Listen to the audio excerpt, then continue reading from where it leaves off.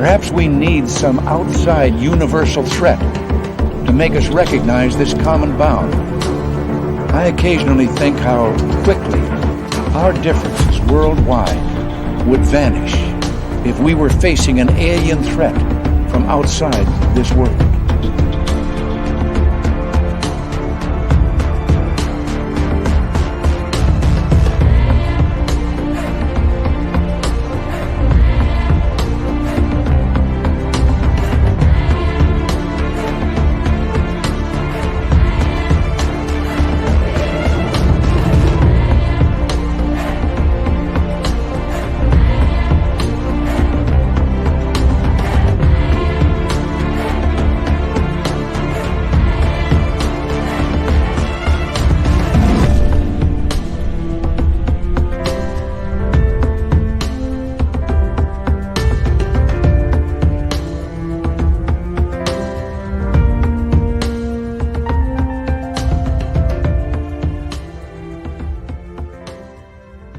Good evening and welcome to Spaced Out Radio tonight. My name is Dave Scott. Thank you so much for joining us. We're going to have a great show tonight with author Les Velez, and he's got a brand new book out that we are going to chat about tonight, and it is called The Unknown Other and the Existential Proposition of Alien Contact.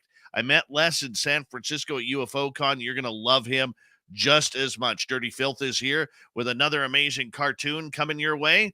And we have all of you. Let's say hello to Nightmare in the gold medal position. Race Fan taking home the silver. And B with a bronze medal tonight. Hi, Penny Van and Sugar Britches. Laura Lobbs, Brown Dwarf, Chris 716. Good to see you all. Lisa C and Simon, how you doing? Roy Boy, Human Carl, nice to have you here. We love Human Carl, a great veteran of the United States Air Force. We love our veterans around here. Mama Susan, good to see you. Doubleday, thanks for coming on in. Hadley, thanks for joining us. So we continue on with roll call. Jessica and D. Cohen, nice to see you both. Number 26 in your program, starting at left wing from Stockholm, Sweden. Lars Jansson has returned. Lars will be signing autographs after the show. Line up to the left of the studio if you don't mind. To the left of the studio. Emmy Tong, good to see you. Hi, Pam Smith. Kurt M., how you guys doing? And who else do we have here? Sugar Britches and Kathy Evans. Nice to see you back as we continue on with roll call here. Donna, how are you? Daryl Zerline, nice to see you. As we continue on here. W. David Page, Daryl Zerline once again. And who else? Forrest Louie is here. Forrest Louie will be signing autographs after the show as well. Line up to the right of the studio if you don't mind. To the right of the studio. Hi, Zach. Thanks for coming on in. Guy Calgary, how you doing, buddy? As we continue on with roll call, Area 51. Nice to see you. Hey, Robert Lamoth. Markham, how you feeling today, buddy? Hope you're doing well. And Trucker Andrew, good to see you. Vinman, nice to have you here, buddy. And who else do we got here? Scrolling on down, there's Dave Walters. Let's go, Giants. We're going to kick some Blazer ass this weekend. Anyways, moving on, because none of you really understand the WHL. B, how are you? Welcome to SOR Chat. As we continue on, there's Jen A. Oob to Joe's Maine. You've got aliens. Yes, you do. Don't deny it, Joe. And we continue on with roll call tonight. And where are we? Aunt Edna, good to see you. Gizmo and Linda Bennett, thank you for joining us as we continue on with our roll call tonight. Lightwalkers, welcome back. And Forrest Louie, thank you so much for kicking off the Super Chat tonight. The Super Chat is a wonderful way to support what we do on this show on a nightly basis. So thank you, Louie, so much. Shane Michael, what's happening, West Coast Dogman? Good to see you. Chillgasm, thanks for coming on in. Pixie Lara and Search and Destroy, good to see you. High Science Melinda. As we continue on, there's Larky Dairy. Give us a wave, Larky. We all will wave back. See? Commonwealth Andrew, nice to see you this morning for you, evening for me. The Michael Leger has returned. Thank you, Michael. Christine Lynn, how are you? And who else do we have here? Let's see. Doug Shelby is here. The Doug Shelby has arrived, which means we can officially start this show.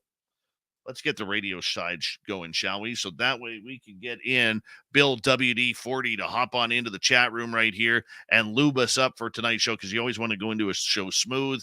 All right, Cecil, how are you, my man? As we continue on with roll call here. And W. Decker, thank you so much, buddy, for that awesome super chat. Very much appreciate you and your love of this show, man. Thank you for your support. Continuing on with our roll call here. Hey, Javier from Cryptid 559. How you doing? NoCal, how you doing, buddy? And Zora, nice to see you. Wham Bam Ham, thanks for coming on in. Susan Alloway, good to see you. Scott Blight, nice to have you back. And who else do we have while we're running out of time? Mike Bothwell, good to see you. Derek Galloway, thanks for coming on in. And Larry Compton, good to see you. Hi, Digger Dog. And I think we're going to run out of time here. We only got 10 seconds. Super chat is open. And yeah, get your swag at spacedoutradio.com. Hey, Sean Walker on LinkedIn. Here we go, everyone.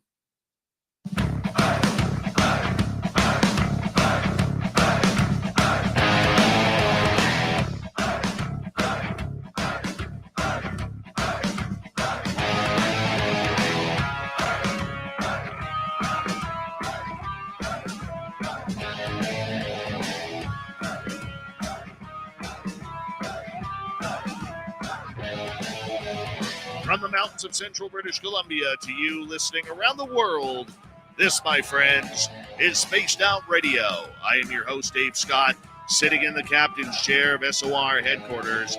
We welcome you to tonight's show on our terrestrial affiliates around North America, digitally on Odyssey Radio, TalkStream Live, and KPNL. All of our archives are free. Join us at youtube.com/Spaced Out Radio. Do old baby the favor, hit that subscribe button. You can follow us on Twitter at Spaced Out Radio, Instagram at Spaced Out Radio Show, and on TikTok at Spaced Out Radio. Our website, spacedoutradio.com. We have a plethora of features for you. Rock out to Bumblefoot, read the news wire, check out our swag as well. Tonight's show is brought to you by Chive Charities. Help make the world 10% happier by visiting Chive Charities today. You can find them on our website. A power show of information tonight. We deal into the paranormal and ET contact. Les Velez, author extraordinaire, is here searching for the serious answers. Then in hour number 3, we will bring you a story from the swamp, from Swamp Dweller, and Super Duke will have the cryptid report. It is also Dave 101 night, so we're going to have some fun with that as well. Les Velez is an author and a longtime researcher of the unknown.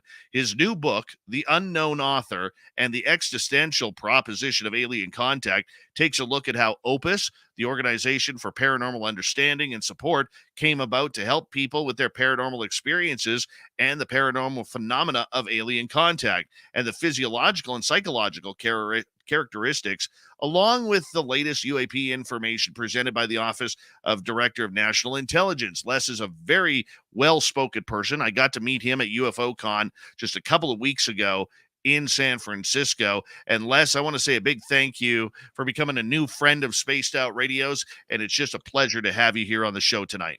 Hey, Dave, thank you so much for having me. I really appreciate it. Les, let's start off with you. Let our audience get to know you a little bit. What always interested you in this topic? Well, for me, it all began when I was like 11 years old. And this is when I was living in Connecticut. And I was coming back in the house. It was late October, so it was already fairly dark. And I noticed this object hovering over a tree line. It was totally silent. It was oval in shape, not making any sound, and it was slowly moving along with no apparent means of propulsion or being able to defy gravity, if you will. And it scared the hell out of me. So I ran in the house and I tried to get my father to come out. And by the time I convinced him to come out, the object was gone. And he says, well, it was probably just a beacon of light reflecting off a cloud. And I didn't buy that. And soon thereafter, I went to the library and started looking at books on UFOs. Back in those days, this is the late 50s, George Adamski was the big celebrity, if you will, and so I started to really get into this whole UFO stuff, and after a while, life got in the way.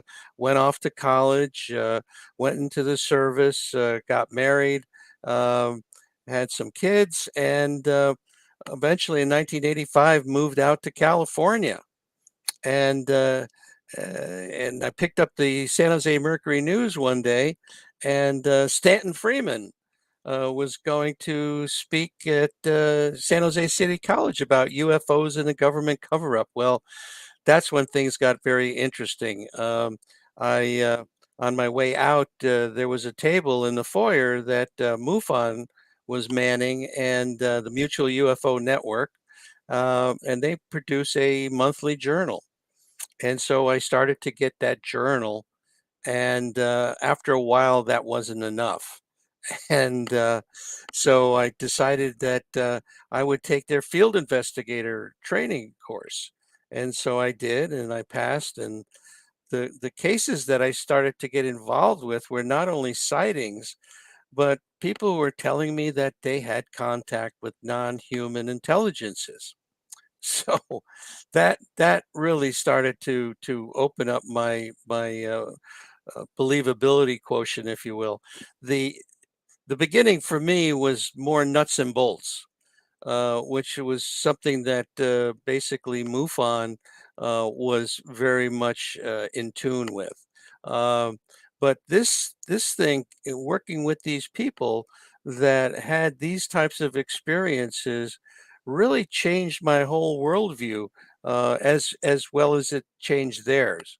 It became one thing after the next, where people were asking me, did I know of other people having similar experiences? And I said, yes, I do. And I started to facilitate a support group in San Jose, in my office. And so that's when things began to really open up, as far as trying to understand what these people were going through, what their needs are, and the stories that they told, were just phenomenal. And I remember in the beginning, my window of believability was rather narrow with regard to this whole phenomena, but after a while, it started to expand significantly, and to this day now, there's pretty much nothing that these people, when they come to us, and we'll talk about that in down the way here a little bit, uh, that were just incredible stories that these people were telling me, and but they were also grateful for the fact that they were able to talk with other people having similar circumstances in their lives, because it's a very isolating type of a phenomena, because most of the time they can't talk to family members, they can't talk to coworkers, they can't talk to clergy, because they're these people will obviously have the first thought that they would have is that these people are you're crazy. You're having these things. You need to go see a psychologist or a psychiatrist and get help. And sometimes these people do that. They do go to a psychologist or a psychiatrist, and they find out that they do not have a psychopathology. They're not crazy. So then what do you do? So it's quite an interesting phenomena, because of the fact that it's so isolating, and people not being able to uh, go somewhere to get the kind of help that they really need.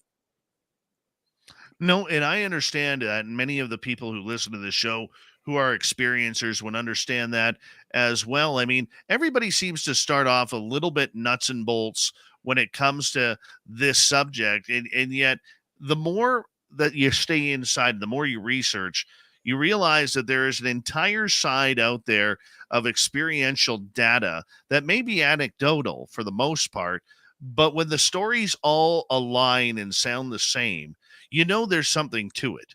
Would you say that's how your path went? Oh, absolutely. No question about it that when these people start to tell their stories, and then they're so similar in many respects.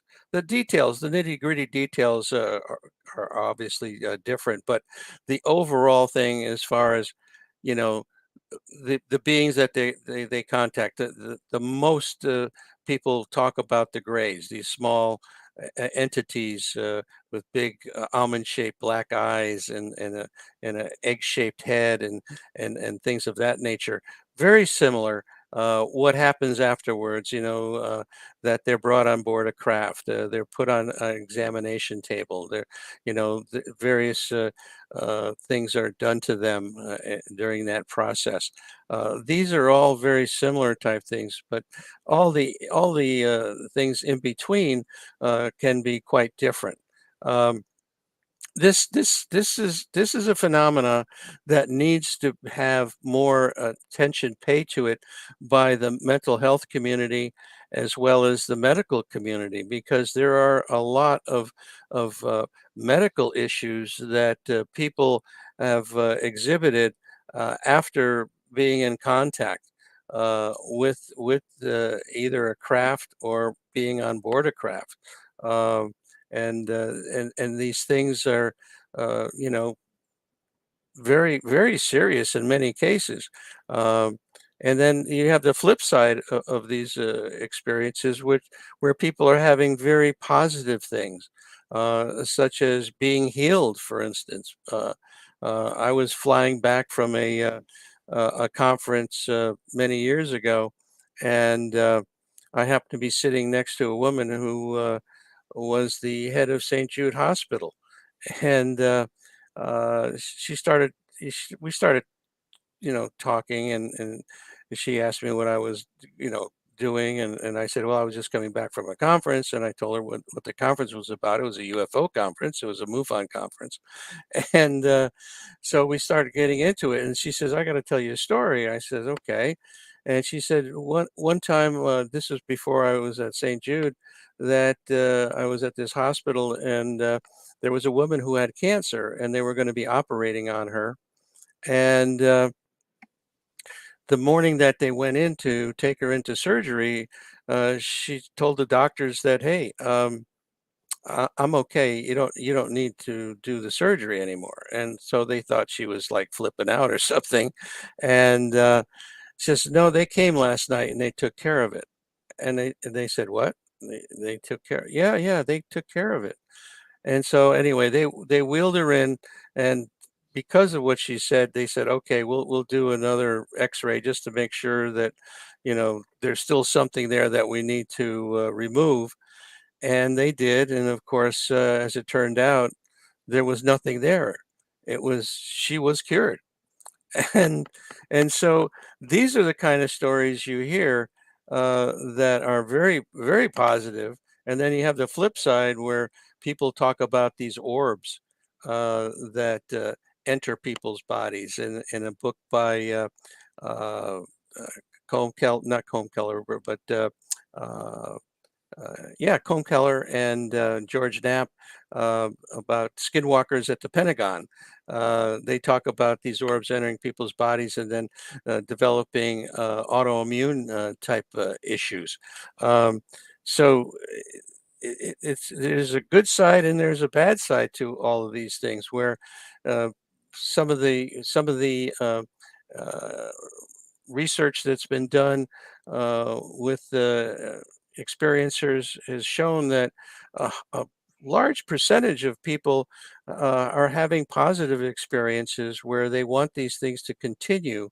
And so that only a small minority, maybe 25% of the people are having bad experiences and where they want them to stop.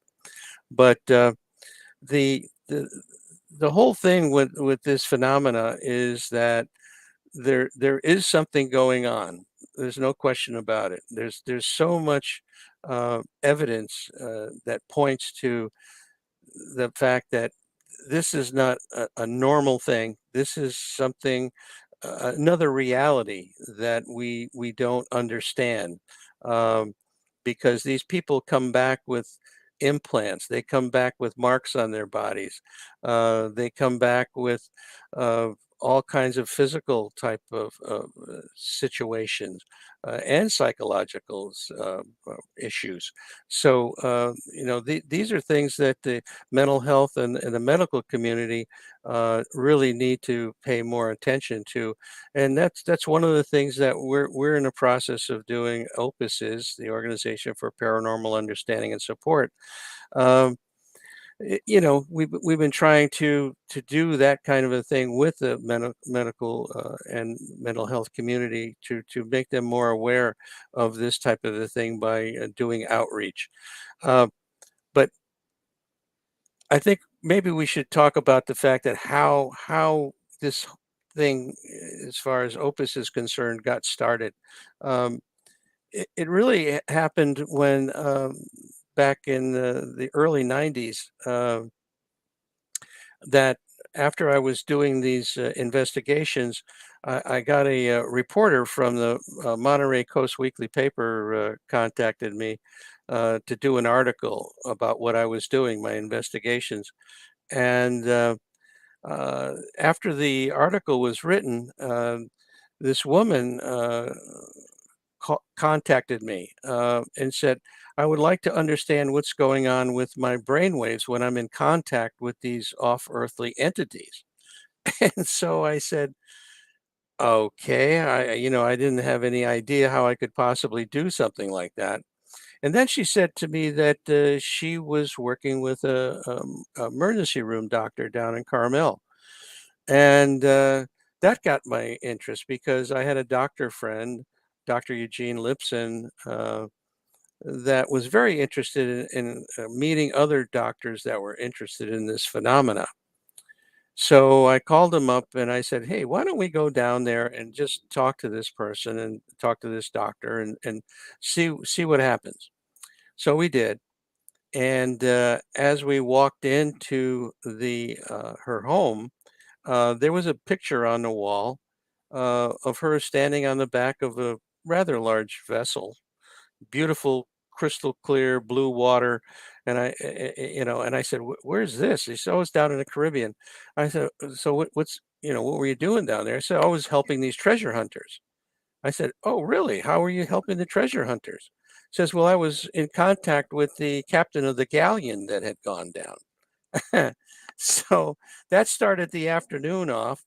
Um, we subsequently found out that due to a near death experience that she had, she became very psychic, and she was able to do these kind of things, and that's how she had this ability to communicate with these off-earthly entities. And so when Gene and I left that afternoon, we looked at each other and says, if we're going to do anything like this to help people, we need to put an organization together. And so that's when Opus was hatched. And in 1994, we officially became a not-for-profit 501c organization. And and we've been doing that ever since. So uh, these are the kind of things that as far as Opus is concerned, what we do for people, there's basically three things. Once, if you go to our website, which is opusnetwork.org, um, there's a contact button there. Or I should say, a support button. You click on that, and it gives you a choice of, do you want to be put into the support group, which is an online, um, totally confidential support group. Um, and we have over 300 people now that are talking with each other 24/7, telling their stories, asking questions.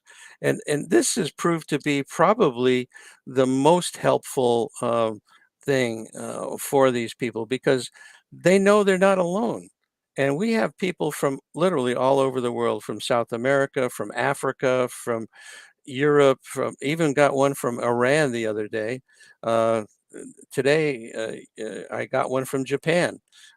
So we're starting to, have an outreach system that is not just here in the United States, but it's worldwide. And Australia certainly is another place where we have a lot of people contacting us. And then the other thing that we provide is a referral network of vetted uh, mental health practitioners and hypnotherapists and psychotherapists. And the third thing that we do is we have what we call our EST, our experiencer support team, which are people that are very knowledgeable in these areas and are able to do triage with these people when they come to us and to find out, how we can possibly help them and point them in the right direction. And these are the people that will generally give that person the names of on the referral list that they can contact. Les, we got about 3 minutes here before we have to go to break at the bottom of the hour. Sure.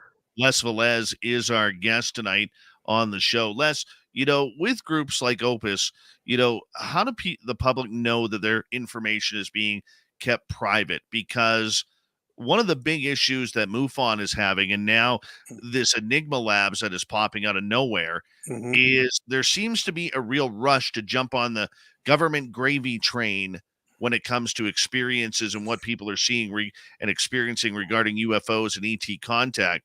Is there anything that Opus is doing that would, take that personal information that, say, an experiencer gave to you in confidentiality that would get into the hands of people that they don't want it getting into? Right. Well, one of the things that we do that's different than MUFON or any other organization that I'm aware of is that we do not make reports. There's no reports. There's no hard copy of anything being uh, documented.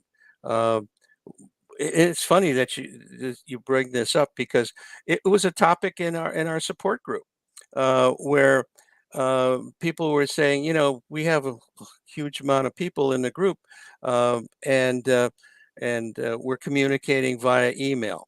Okay, and we don't know.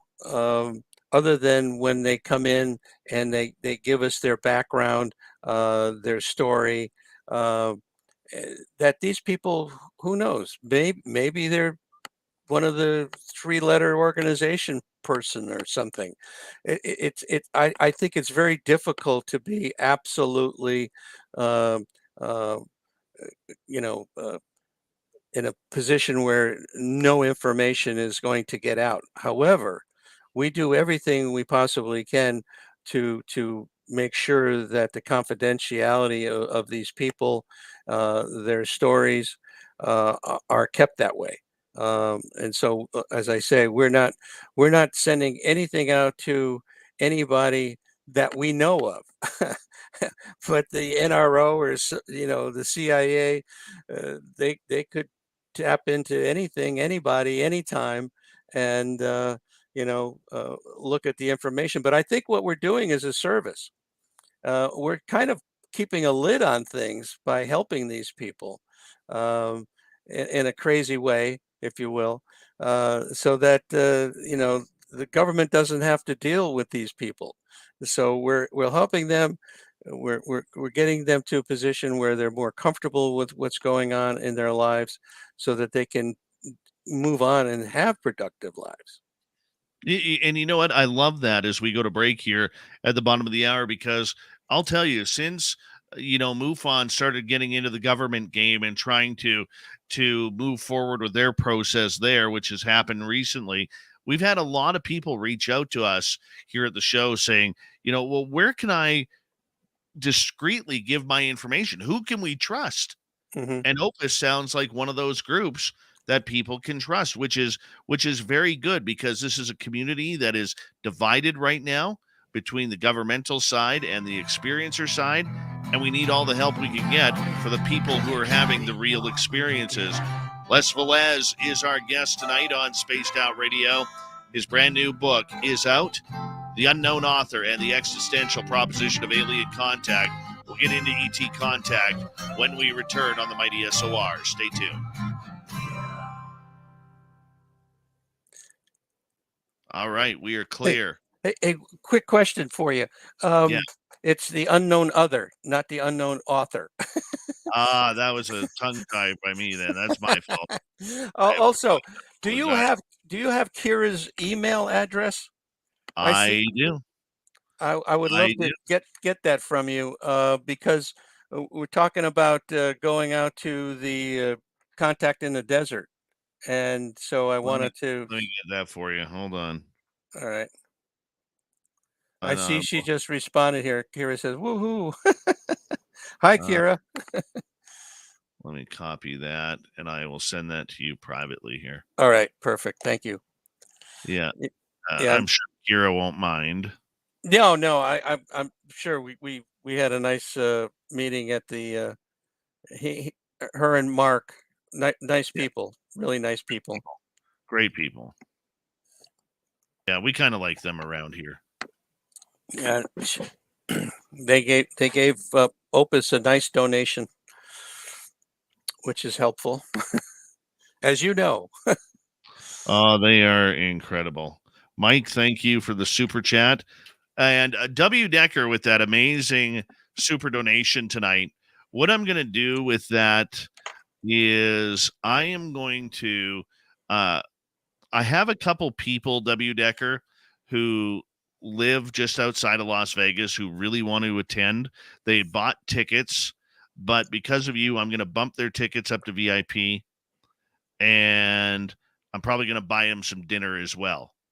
So I'm going to make sure that they have a good time on UW Decker, and I appreciate the love and support of the super chat. Very much appreciate that. So thank you so much, and I'll make sure it gets into good hands once we have our Vegas fan party. And Les, Pixie Lara is wondering, are you going to be joining us in Las Vegas May 19th through 21st for our fan party? No, I did not even think about that, and thank you for bringing it up. I'll definitely have to look at my calendar and, and check it out. Yeah, it sounds like a good time. Oh yeah, we try to have a good time around here. We try. What's the date on that? May what? 19th through 21st at the Golden Nugget. Oh, okay, great. Yeah, that's a nice hotel. I like it. Been there. Yeah, we've had fun there. We've had fun there. All right. Well, who else has joined us late here? Bobo and Mr. Cowley. Welcome back to the show. Holy cow, W. Decker. What the hell's going on here? Oh, Mr. Cowley loves his spaced out radio. Wow. My God, man. I will spread the love in Vegas for you. Jeez, I will. look at that. Wow, that's Holy fantastic. cow. I will totally do that. I wish you could make it, my man. I wish you could make it. We will make sure that that love is spread in a Vegas for you. We will. That might be a round of drinks right there on W. Decker. Yeah, Kira's going to get about 17 highballs with that. Yeah. Anonymous Rexy, little Timmy Senor, how you doing, man? Paranormal Pixie, we are trying that right now. It's up to her, though. It's up to her. Nancy Thames, what are you doing?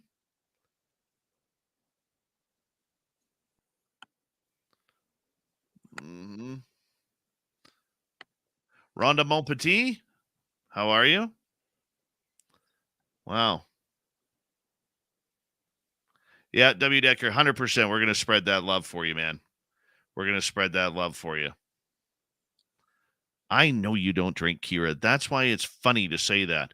Scowling Greg O'Brien with the super scowl tonight for tonight's show. We love it. Beers and Cryptids, what's going on, man?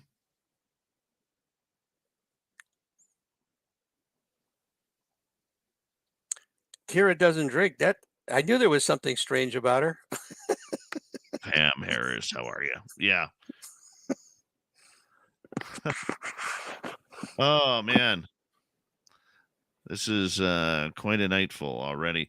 I want to say a big thank you to Forrest Louis, W. Decker with the hat trick, Mr. Catfish, and NorCal and Mike for the super chats tonight. Very much appreciate it.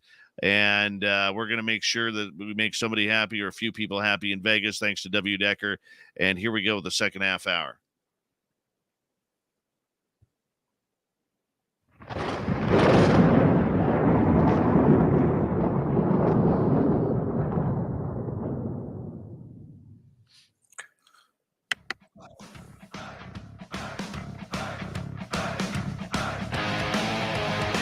Second half hour of Spaced Out Radio is now underway. Good to have you with us. My name is Dave Scott. Very much appreciate earning your listening ears. Want to remind you that if you have missed portions of this show or others, check out our free archives by going to youtube.com/Spaced Out Radio. Do old Davey the favor, hit that subscribe button. Our website is spacedoutradio.com. We have a plethora of features for you. Rock out to Bumblefoot, read the news wire, check out our swag as well. Follow us on Twitter at Spaced Out Radio, Instagram at Spaced Out Radio Show, and on TikTok at Spaced Out Radio. ET Contact, Alien Contact. What is it like? What is it all about? We have Les Velez here. He's a researcher and author. His book, The Unknown Other and the Existential Proposition of Alien Contact, is now available on Amazon. I highly suggest you put it up and get it for your collection. Les, welcome back to the show, my man. Hey, thank you so much, Dave. And, I just want to tell you that I appreciate the types of things that you are doing, and the other people that are doing podcasts of this nature. It's so important to get the word out, and so I truly appreciate you and what you're doing, and I know your fans. You have a great fan base here, and they appreciate you as well. So I'm glad to be here with you tonight. Well, we're glad to have you here. ET Contact is a highly controversial subject because we have thousands upon thousands, if not millions of people around the world who have experienced the extraordinary, yet there is no proof. We have to go on word of mouth. I mean, yes, there may be new dots on your skin or a scratch or two, even a scoop mark, maybe even an implant. But nobody is putting trail cameras up in their rooms. Nobody is putting anything up to make sure that we can catch the ultimate adventure in life outside of death. And I'm curious, for you and the thousands of stories that you have heard over the years, what makes ET Contact so special? What's it all about? Well, I think that the experiences that these people are having, certainly in initial phases, are quite traumatic. These are experiences that never leave these people. Um, a lot of people have PTSD after such an experience. So the phenomena is real in that sense, that something happened to them, um, and they are very much affected by it. And the question is, what is it? And that's the big question. What is it? Is it extraterrestrial in nature? Is it interdimensional in nature? Is it time travelers? Is it our military, or is it all the above, which I firmly believe it is, or anything you can possibly think of? Um, and so for me, story after story, and how these people are they're not looking for fame or fortune. They're looking for relief of some kind, some understanding that they need to try to better understand what has happened to them and why it's happening to them. Why me? Um, and so that then brings up a lot of questions, and we have some answers, but we don't have all the answers for sure. And so, you know, you have two schools of thought that all these experiences are negative and all the experiences are positive. Well, it's a mixture. It's just like we have here on this planet. We have good people and we have bad people. And the same thing is going on with these entities, these non-human intelligences, whether they're interdimensional in nature, light beings, extraterrestrials. Uh, this phenomena is real. It is real. It is causing various effects. And Roger Lear, before he passed away, did 17 different examinations of people, removed implants, some of them transmitting. I mean, the analysis that he did. Okay, and for me, this is proof of some type. Okay, is it possible that this was done by our military? It certainly could be, but uh, so it doesn't necessarily mean that it's extraterrestrial or interdimensional in nature, but the way it happens, when it happens, it seems like it does not indicate our military being involved. But these uh, I don't know how familiar you are with these implants, but one of the things that's in my book, I talk about it in more detail. We talk about no inflammatory or rejection reaction by the body to these foreign objects, which normally is the case. When you get a splinter in your finger, right away your body starts to reject it. And it gets red and sore. No visible portal of entry. And so that's something that's kind of interesting. I don't know if our military has that kind of technology. Collections of specialized nerve endings surrounding the object, an outer coating of ceramic biological material, a metallic phase where inorganic metal becomes biological tissue, the emission of radio waves, which are deep space frequencies in the FM band. So these things are transmitting electromagnetic fields in excess of 10 milligauss, composition of meteoric iron 66, rare earth metals such as U-236, a single isotope of uranium existing by itself, as well as the elements such as uridium, which is very rare and hard to find in the Earth's crust. Non-terrestrial isotopic ratios indicating the involved elements do not come from Earth. Again, you start to add up these various things, and it's hard to say that this is not proof. This is evidence. This is evidence. So you start to build a case that that these things, because, well, it's not from the Earth. So where did it come from? Um, the existence of carbon nanotubes, and these nanotubes, uh, we have those nowadays. We have that capability to produce these carbon nanotubes, but when these things were excised from these people's bodies, we did not have that capability. Gold spheres of unknown function, uh, metallic caverns that are no larger than the diameter of one atom, and resistance to ordinary cutting techniques such as metallic sawing or severing with a cutting instrument.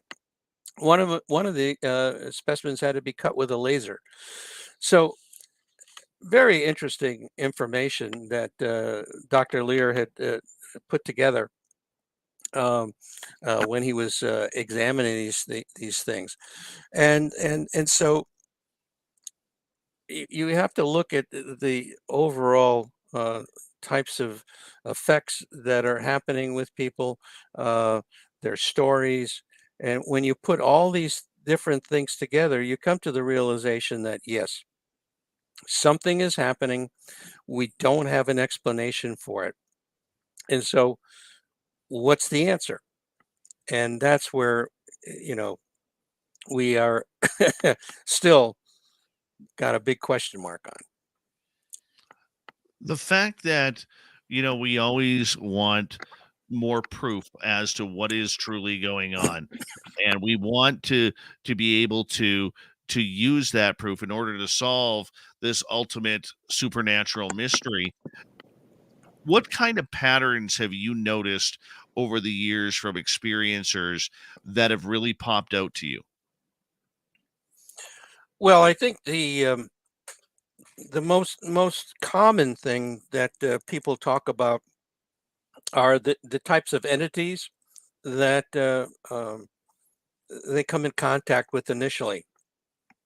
Most of them, and this is the thing that to me is very interesting,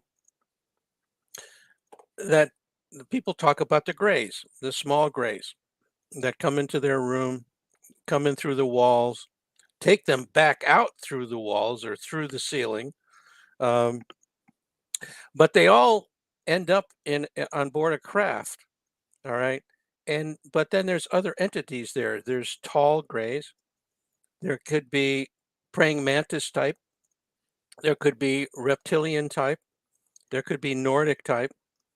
And I think there must be some kind of a universal store out there where these grays are. It's sort of like an iPhone store, but it's a gray store, and all these other entities go there to get the grays, and then they utilize them to take people because we can be quite um, hostile. I've had people talk to me about the fact that they've bit a gray, or they've actually ripped off an arm on a gray, and so I think these other entities, the mantids and the reptilians and the Nordics, they don't want to get real close to us during that process. So they send in the grays, which are most people talk about the fact that they're more robotic in nature, biological robotic type of an entity. And so that's what I just think about the fact that it's like everybody uses them, and so they must have some kind of a central location to pick them up out there. But it to me that seems to be a really a common thread that these grays seem to be involved in most of the cases. And we just recently finished the first phase of the omega-4 study, which I'm working with a psychologist on, where we actually had a survey of therapists. We had them take a questionnaire, and the one thing that came back was that these people that they were working with all talked about the grays as being the number one thing. The second thing was orbs that people had contact with. The third thing was interdimensionals, and then the fourth thing was poltergeist activity. And again, this points out the fact that this phenomena is not just one thing; it's a multitude of things, and they all are connected in some way, shape, or form. And I can understand where they're all connected, and I do believe that the phenomena is all connected and rolled into one, whether it's cryptids or consciousness or paranormal studies or UFOs and aliens. Strongly believe that all the evidence is pointing towards that direction, that the phenomena is one and controls all. And the idea, though, that we have people coming interdimensionally or from outer space or time travelers coming back in time, it's a little eerie to think that we're not alone. For people who may be questioning whether or not there is life out there, that we aren't alone. That this is a phenomena that we do need to take more seriously, even though the government is trying to control the entire narrative of what's going on right now, Les.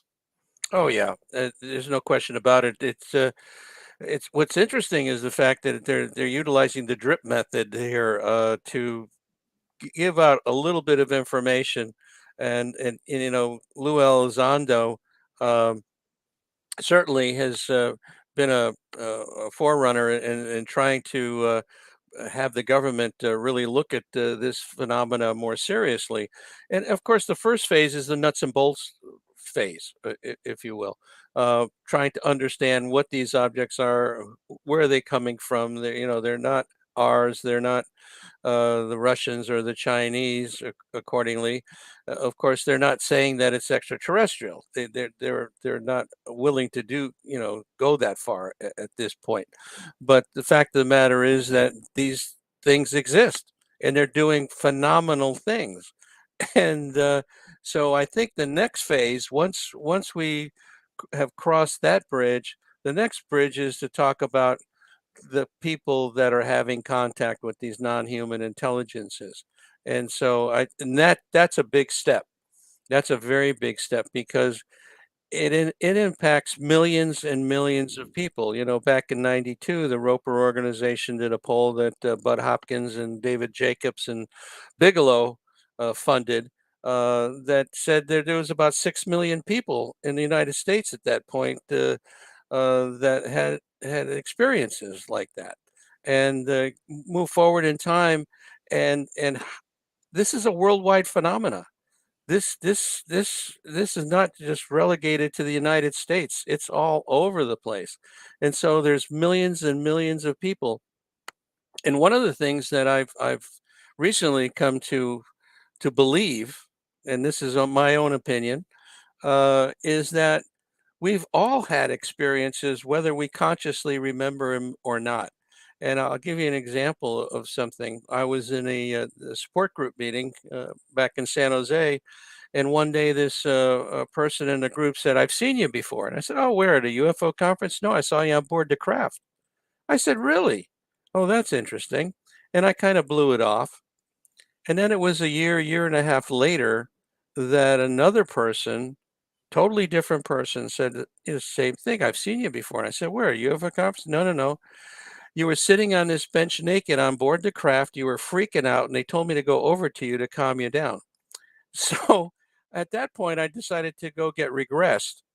And I had 3 separate regressions, and I could not bring up anything along those lines, but I had multiple past lives. And reincarnation seems to be a real mechanism of the universe, according to the information that I've been getting from experiencers in talking to these non-human intelligences, where they are saying that this is how the universe works, that reincarnation is part of the process. And so it's interesting how, again, this is another facet, of the phenomena that is a part of the puzzle. The puzzle being what? What are we trying to solve? Well, I think what we're trying to well, first of all, what Opus is doing is our mission basically is to help people. Okay, we're not. I mean, in doing that process, we are also doing research. Um, Back in 2007, I think it was, that MUFON. I went to James Carrion, who was the international director at that time, and said, "Hey, you guys are kind of missing the boat on these people that are coming to you looking for help. You have no setup to help these people. That are saying that they're having contact with these non-human intelligences." So the next thing is happening is I'm getting directed phone calls coming from them to me, uh, Opus, to help these people. And subsequently, they asked me to set up a team to do an investigation of these experiencers. So I did, and we created the Omega 3 study, and we found 71 people that claimed that they were experiencers, and we utilized 51 people that were a control group, and we had them take various psychological instruments, and we came up with some interesting facts. Let me just read some of those things to you. In general, abductees' experiences profile differently than do their comparison counterparts on a number of general psychological and specific neurological variables. Yet there are remarkable similarities between the experiential group and a comparison group. It should be noted that in no case did experiencers or comparison group participants show any signs of mental illness or personality disorder. So that's number one. These people were not crazy. Fantasy proneness, which is something that a lot of the debunkers talk about, does not appear to play a differentiating role between the experiential and the control groups. However, sensitivity to alternative realities and early and recurrent paranormal or psi experiences seem to play a role in the abduction experience. Childhood conflict, psychosocial tension, and abuse and trauma more than likely facilitated dissociative coping style in later life. How much a part of dissociation plays in the abduction experience remains an open question.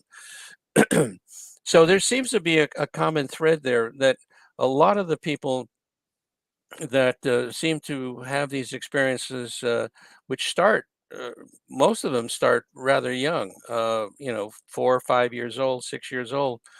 There seems to be some type of a trauma in the family that causes them to dissociate, not in a psychopathological way, but certainly that opens them up to these types of things. Both experience with and interest in the abduction phenomena have an impact on how one's body is perceived to function, how one views the world, and one's purpose in it, and how one defines or redefines one's faith, tradition, and beliefs. In essence, both experience with and interest in contact seem to change one's sense of self and one's worldview. And one of the things that that's a real common thread with these people is the fact that they come back with this feeling that, hey, we need to be better stewards of the planet. We are screwing this thing up too fairly well, and we just need to be better in understanding what we're doing to this planet, and then also the fact that we need to be better to one another. We need to be more loving, which are all positive, really positive types of things. So is this something that these entities are blowing smoke up our tailpipe, or is this really truly their feeling, their thoughts? Um, abductees' experiences believe that there is a sentient, purposive alien intelligence at play in their lives and in the work in the world. But the intelligence's goals seem to be more beneficent than malevolent, more benign than malignant. So it's kind of a neutral type of a situation, which is interesting. Um, the brain generally and the temporal lobes and limbic system more particularly play a mediating role in the anomalous experiences such as abduction. This in no way implies that the abductions are all or only in the abductees' heads. So that was an interesting factoid that we came up with. And again, this goes back to a lot of the things that Gary Nolan is doing at Stanford University, looking at the brain and how that affects people. Uh, the caudate putamen area where there's a lot more connections in these people that have psychic abilities, being able to telepathically communicate with these things. And it's certainly something that um, is passed down generation to generation. And I think we're actually seeing an evolutionary process going on now with these types of people because they're going to be in a better position to handle the future world than you and I are without those capabilities. And so eventually there'll be more of them and less of us. Oh, very true. We got about 30 seconds here less before we have to go to break, and it's just Mhm. filled with information that you are pumping through tonight, and I appreciate that. When we come back from the break, we're not only going to get to some audience questions, but I want to find out your top favorite. Can I call them favorite stories Mhm. or or tales that you have been told about ET contact? Because there's a lot of good ones out there, and unfortunately, the probably the best ones haven't even made it to light yet. And it's always interesting to hear some of the encounters that people are having on a nightly basis. So, Les, I'm going to get you to hold on. We are through hour number 1 on Spaced Out Radio. Hour 2 with Les Velez. You can pick up his brand new book. It is called The Unknown Other and the Existential Proposition of Alien Contact when we return on Spaced Out Radio. It's a good one about aliens tonight. Spaced Out Radio continues with hour number 2 next. Stay tuned. I'll be right back. All right. Dirty Filth. We're going to hand you the conch here, my man. And you can fill us on in about what you're doing. I shall be right back. Dave. Go ahead.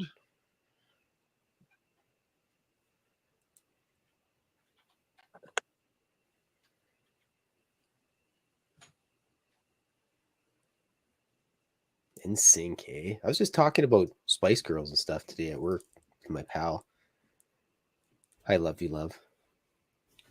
We commented that they don't ever do any boy bands or girl bands anymore. It's just easier to destroy one person's life instead of like 6 people. So that's why they always have like one guy. Hello, Super Duke.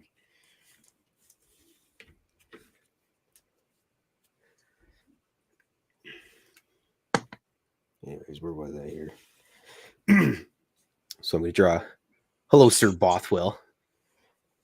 I'm going to draw this cartoon. It's 2 ghosts hanging out in the graveyard. And the one ghost is naked with a sensor bar over top of his crotch. And he's saying, "Oh, I slipped in a bar of soap." And the other ghost, he's dressed up like a slasher movie guy. He's saying, "Halloween party for me." And that's why it's important to always dress nice, because when you're dead, that's what you're wearing forever in eternity. Probably. Seems like. That's at least my unprofessional guess.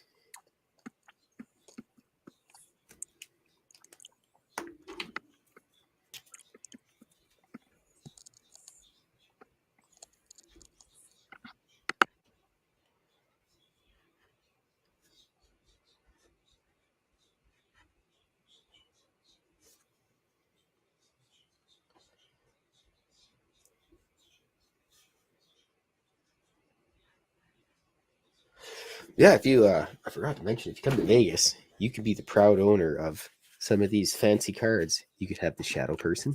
You could have a ghost. You could have pizza. UFO crash landing. Like you could have Carl dressed up. Oh, it's not an alien, actually. Sorry. Stunt driving Tic Tac. Some other random weird stuff. Yeah, go to the Spaced Out Radio Vegas party and find me. I got like 200 of these suckers to give out. So you can take them home, and I wouldn't use them for a coaster, but you could use them for hanging on your fridge and telling your friends about them. What are those blue windows? Is that a portal? Oh, those are the speech balloons. Oh, yeah, you haven't filled them in yet. I think you may have missed it. I'm drawing a cartoon of 2 ghosts in the graveyard. Oh. And the one ghost is naked, and he's just got the little sensor bar over his crotch. And the other one's dressed up like a slasher movie guy. Oh. And Okay. the naked ghost is saying, "I slipped in a bar of soap," and the other guy says, "Halloween party for me." And the reason is it's very important to always dress nice, because when you die, those are the clothes you have to wear forever. At least that's what I think. So you might as well make sure you look at least nice. You don't want to be embarrassed walking around as a naked ghost forever.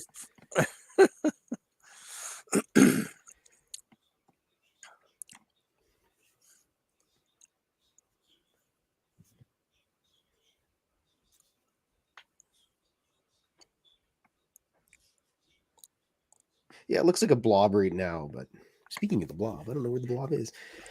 But once all the ink gets together, it looks nice.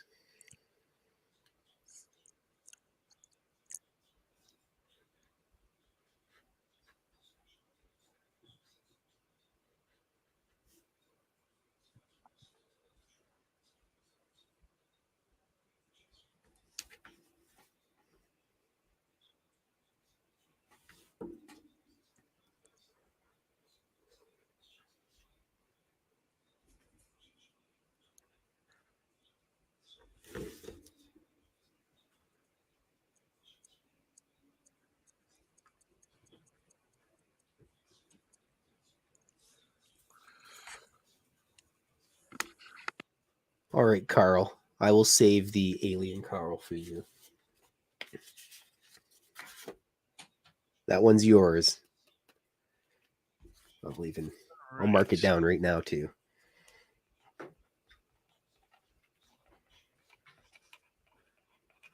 Cleveland's Gravedigger. We have lots of Americans who tune on in.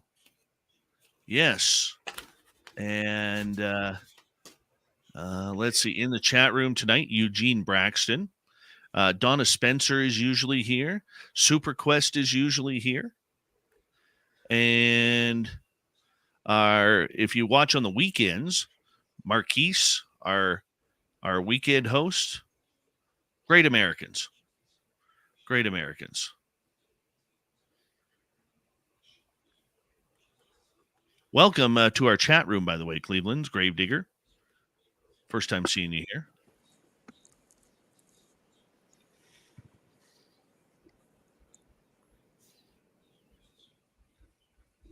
Yes, Dirty Filth is a great Canadian. From Edmonton, Alberta. Height unknown, weight unknown. Where's Blob tonight? I have no idea where the cats are. Not one single cat. No whiskey, no blob, no gargoyle, no gremlin. Weird. Hey, Yumi Doll, welcome back. And let's see here.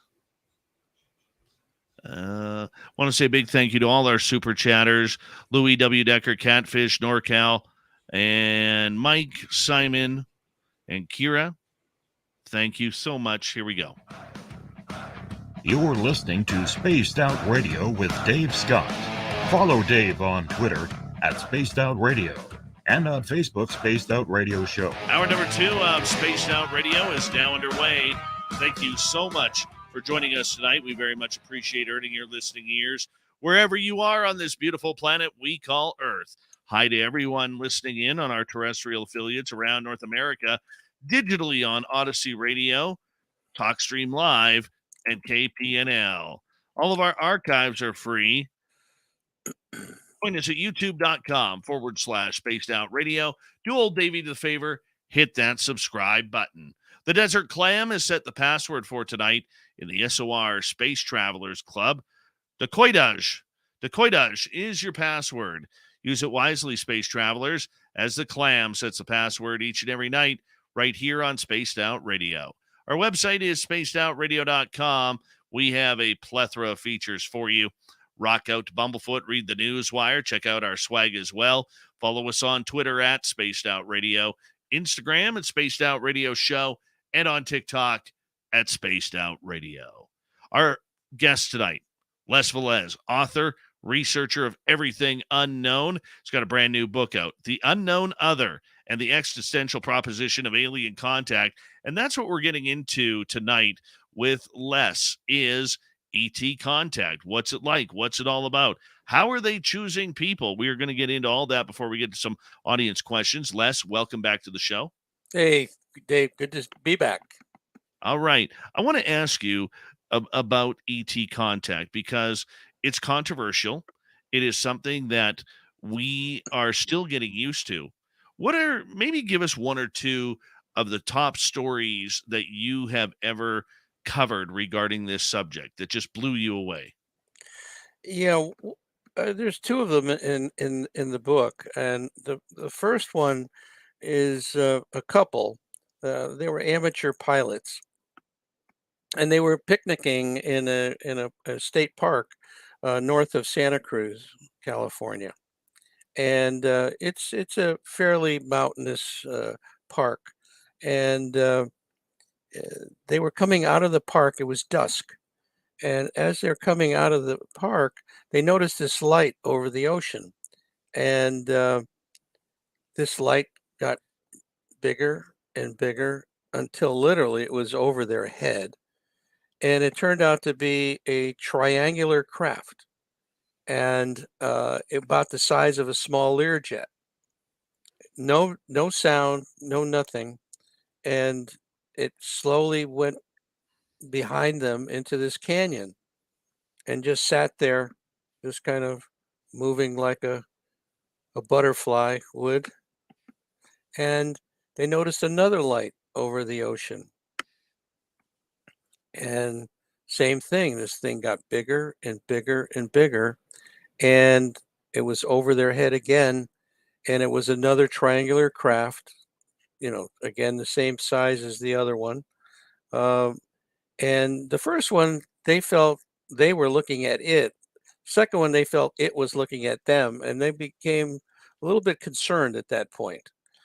Well, this happened 5 more times, to a total of 7 craft were in this canyon, and they were all next to one another horizontally. And then they all went up together in this vertical pattern. And it's like they went around a corner. Of course, there's no corner to go around, and disappeared. Well, at that point, they felt very funny. They felt like they were almost kind of robotic in nature. They kind of felt they were floating down out of the park to where their car was. And this path out of there, and I was up there with them to investigate this case, and it's hard to get down out of there during the daytime because it's heavily wooded, it's dark. There's all kinds of boulders and things all over the place, and they seem to just float down out of there. And when they got down to their car, that's the last thing they remember until 3 hours later. They're sitting in a restaurant that is only about 10 minutes from where the park is, and they had no recollection whatsoever of what happened during that 3-hour interval. They subsequently came to a support group meeting to tell their story, and they developed a rash after this event. And they had gone to a doctor. I guess they went to his doctor first, and he didn't know what it was. He thought maybe it was poison oak or poison ivy or something like that because they were up in a park, and but it wasn't that. So then they went to her doctor, and he says, "Well, maybe it's something internal." So anyway, they took a picture of this rash that they had, and they they brought the picture to the support group meeting, and they showed it around. And almost without exception, the people in the group that day said that they had a similar rash at one point. And one of the people in the group said, "Well, I'm pretty sure I know what that's from." And so we were all sitting there. Okay, what do you think? Well, it's a reaction to the fluid that they dip you in when they bring you on board the craft to sanitize you. So that was like one of the first cases that I got involved with that were quite memorable. Um, and they were not open to getting regressed, unfortunately. Um, and it's interesting that I do hear from him every once in a while. Matter of fact, the last time I heard from him was probably about 4 or 5 months ago, and this happened back in the '90s. This still is going on in his head. He's still wondering what happened, and I've told him. I says, "Well, are you ready for hypnosis? We could certainly line you up with a hypnotherapist." And he says, "I don't know. I don't know." I said, "Well, good. Then don't do it. Don't do it, because that's one thing that we tell people when they come to us asking for hypnosis is that, are you sure you want that? Because, you know, once the toothpaste is out of the tube, you can't put it back in. You might hear something that you're not going to like, or you're not going to be able to handle. So you got to be very sure about that." Uh, then another case that I got involved with was this couple. He was a park ranger down at Sunset Beach in Santa Cruz, and they were coming back. It was like 5:15, 5:30, something like that, and they noticed this huge orangey reddish object sitting in the field. This whole area down in that area is a lot of farmland and everything. So this object was just sitting there glowing, and again, they felt robotic in nature. They felt like they looked at it, they looked at this object, and then they went back to look straight forward, and then they continued to go back to their. He was living in a trailer at the park, so they were going there, and they got to the trailer, and they had a difference in time because again, from where this object was noted, uh, it only take them like 5-10 minutes to get to the trailer. It was like from 5:15, 5:30, it was like 9:30. So they had a whole chunk of missing time. Um, and they went to bed that night, and during the night, these entities came through the wall of the trailer, took him right through the wall, picked him up and took him through the wall. They had a big German Shepherd dog. The dog was knocked out, totally knocked out. Uh, and she was observing this whole process. Couldn't do anything, of course, but she was observing it. Um, he was brought back afterwards and totally freaked him out. Um, they subsequently broke up, and he just took off, never to be heard from again. He just disappeared, and so it was quite dramatic for him. She eventually came to our support group meetings and talked about this whole process, and that story is also in the book. But I also have like 25 other stories uh, from people in the book that are fascinating. Um, People dealing with people coming in, or this one nurse uh, working with patients and getting the feeling that these people were not who they looked like, but she could feel and see that they were something else. And so uh, and that's a fascinating story too, that's in the book by her name is Stacy in the book. I, So I gotta I gotta ask you first about this. I even as an abductee myself, I've never heard of the sanitizing before. uh-huh. Yes. Yes. And to tell you the truth, that's the only time that has come up that I'm aware of. Okay, and all the stories that have come about, that was and that's why it really stuck with me because it made a lot of sense that all these people had a similar rash, and then this person basically said, "Hey, this is what I'm pretty sure this is what caused it, this reaction." So, yeah, they're concerned. They don't want to get COVID or anything. Well, hi, before you enter our spaceship, can you please use this hand sanitizer? Yeah, You know, we don't want any of them earth germs coming on. that's right. That's right. You mentioned this. There was something else you mentioned earlier before we get to your second story. You mentioned this in the last half hour about people recognizing you Mm, on the ships. I mhm, have heard this many a time before. In fact, at Lorien Fenton's conferences in the past, when John Alexander, formerly of the Aviary and mhm, working for Robert Bigelow and NIDS, when he was at her conference, numerous times, there have been people at conferences who've seen him who've literally stood up and been yelling at him, "Why were you on the craft? Why were you standing there beside the aliens?" Is this just an image projection, or is there some sort of tie-in that we don't know?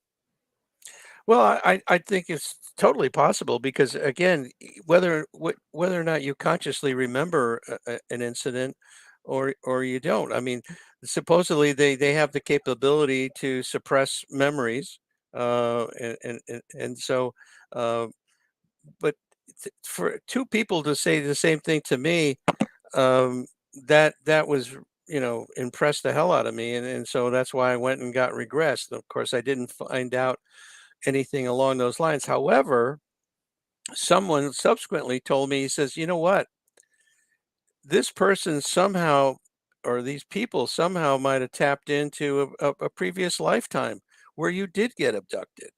And so that's what they're actually seeing, that maybe they were involved with you in a previous lifetime. And these connections, these synchronicities that happen are seem to be not that uncommon. All right, your second story that you got for us tonight. Well, actually, I did tell two stories. Okay, Did you sorry. miss the I, second one? well, they just blended it so sweetly. I Oh thought, yeah, I blended it. Yes, I did. I guess. Yeah, the first one was the couple, right, in that had seven craft in there, and then the right. second one was the one in Sunset Beach where this giant orange orb was sitting there, and then they basically felt like they were robotic in nature. They looked at it and they went back to the road, looking down the road, and then 3 hours later they were back at the trailer where he was living, and then he got subsequently abducted. So that was the second story. Well, let me ask you this then, in regards to, because you made another interesting comment about how the people were abducted and their dogs were seemed to be passed out. Right. There's a lot, like I have two dogs. They have never reacted to anything strange at night at our house. Okay. The one thing I will say is, I'm not saying our dogs haven't seen things that have been eerily strange, because I've caught my son and my dog staring off into the Netherlands of our house, where it's been like, okay, what are you two staring at? And Hmm. my son is a very quiet person, and he'll be like, oh, nothing, even though I know it's something, because I can sense it. You know what I'm Right. saying? That parental intuition comes in on that. Do you think that these creatures, whatever they are afraid of dogs? I don't think they'll be afraid of cats, because cats don't care about anything but themselves. But especially dogs, which are protectors, do you think that when they go into homes, that they are purposely knocking out the dogs in order to get to the people? Oh, I think so. Absolutely. I think that, and I will tell you a third story, Sure. which involves dogs. Um, there is a gentleman, an engineer, living in a part of San Jose, um, that was basically being harassed by a group of aliens, and we got the forensic artist for the San Jose Police Department at that time to make a drawing of these entities that the gentleman saw, and they were very strange in the sense that they actually had like masks on, which I've never seen before, and they had this headgear that was like uh, yarn, like a whole bunch of yarn on the top of their mask. So, was this in fact some type of extraterrestrial or interdimensional, or was it some kind of a military action that where they wanted to disguise themselves? But the bottom line was that there was a lot of strange things going on, and he had also. It seems like there's a lot of German shepherds in the stories here, but tonight, but this he had a big German shepherd, and the dog started to go crazy. I mean, he started barking like crazy. There was footsteps on the top of his house. He could hear them. He got his gun out, and at one point, this object. It was like an elevator. It just came down next to his house, and this entity came out, and he basically that's when he ran to get his gun because he figured this thing was going to be coming into his house, and then it just the dog all of a sudden was knocked out, and that's the last thing he remembers until the morning afterwards, and he didn't recall anything happening. Uh, you know, he couldn't, consciously remember anything. So I took an intuitive out there with me one day, and he's really has remarkable capabilities. And he says, "There's a portal here. There's a portal on this property," and he could see into the portal, and there was entities in there, and he could see the entities, and he said that all of a sudden they realized that he was looking at them, and they like scattered. They like scattered, and this case was actually written up. Richard Haynes got involved with this case, and the drawing of the craft that was seen also in conjunction with this case was quite interesting. Um, so along with the drawing that the forensic artist had put together, very strange. Never saw anything quite like it. But there's all kinds of cases that involve animals that get knocked out, and I think it's just their way of, hey, that's just something else that we have to deal with. So let's knock them out so we don't have to worry about it. I had a situation, and we're coming up on the 9th anniversary of that, where a friend of mine and I walked into a forest. She's a lifelong ET contactee. We had 4 dogs follow us into the forest, and 2 of the dogs were mine, and 2 of the dogs were my other friends whose property we were on. And when we got about 50 yards into that forest, my friend Samantha looked around and was saying, "Well, where are the dogs, Dave?" Hmm. All 4 dogs disappeared. Hmm. We kept going in the forest, walked another 50 yards in. Samantha jumps on this tree stump and looks around and says, "Dave, I don't want you to be afraid, but I want you to look that way," pointing north, "and tell me what you see." It's like 2:00 in the afternoon at this point. Kids are in school, and I turn and I look, and in front of me, about 200 feet away, was a 10 to 12-foot extraterrestrial standing there. Wow. And long story short, that episode lasted about 15, 20 minutes. And when we finally started, when it ended, when we started making our way back to the house and we got to the gates of the farm, all 4 dogs came out running and meeting us. They didn't want to have anything to do with that that entity. Smart. They're smart. Or were they just paying attention to an alpha voice that said, "You guys got to go away"? That's possible. It's certainly possible. Yeah. Very It's interesting. one of the things that has always intrigued me. Always intrigued me, because from what Samantha had told me, aliens don't like dogs. They're afraid of dogs because they're weak. The aliens physically are weak. The majority of them, like the Greys, Yeah. like you mentioned Yeah. earlier, they're very weak. They're rubbery. Yeah. It almost feels like they don't have bones. And it's just very intriguing. Les, when we come back from the break here at the bottom of the hours, this show is flying on by. We are going to get to some audience questions for you. And we got some good ones up there from people on our YouTube audience right now. And I'm excited to ask you them. And we will get to those questions when we return on Spaced Out Radio. Our guest tonight, Les Velez. Yeah, he has a brand new book out. It can be found on Amazon, The Unknown Other and the Existential Proposition of Alien Contact. We will return on Spaced Out Radio with your questions and more information about how us humans react to ETs. We will be right back. Stay tuned.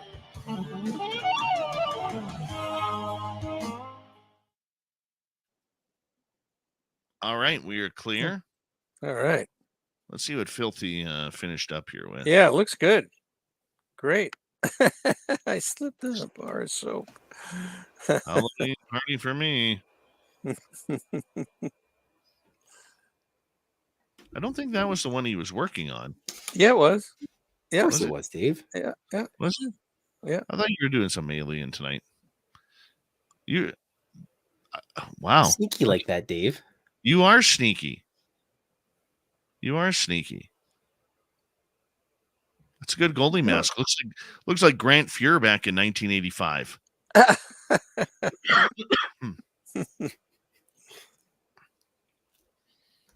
Yeah, he letting in like 7 goals a game back then. Yeah, but he never allowed the 8th. We got 4 cups in 5 years.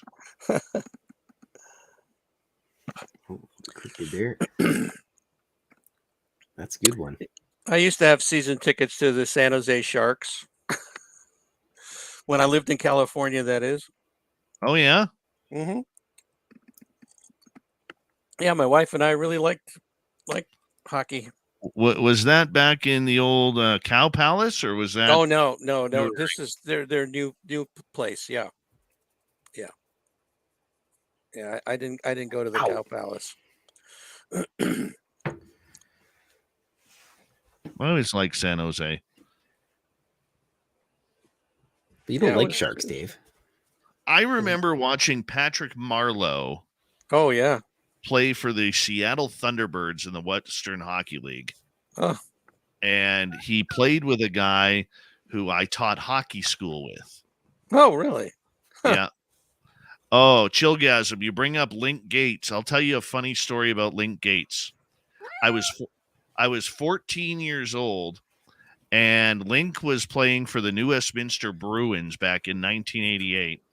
Him and the fellow tough guy, Greg Spenrath, of the Bruins, got caught in camp missing curfew because they went to the bar and got absolutely hammered. So the Bruins ended up trading Gates to Spokane. But prior to that trade, he was sent down to Tier 2 Junior A, where he played for my father. And I will never forget this. Gates had 3 goals in the game, and this tough guy from the other team, I believe it was Salmon Arm, skates up to him and says, "Do you want to go?" And Gates says, "Sure, okay." So Gates drops the gloves with him, and this guy is literally throwing haymakers in Link's face, while Link literally is reaching over to him, unbuttoning his helmet, takes the guy's helmet off, and then 1, 2, 3, 4. This guy was out cold. And it was one of the best fights I ever saw. And I was a stick boy, so I had to run down there, grab his gear, take it to the dressing room. I remember I was, even though I was 14, I was like, holy shit, what did you do? He goes, well, the guy just wanted to go, and I didn't want to hurt my hands. Right? That was smart.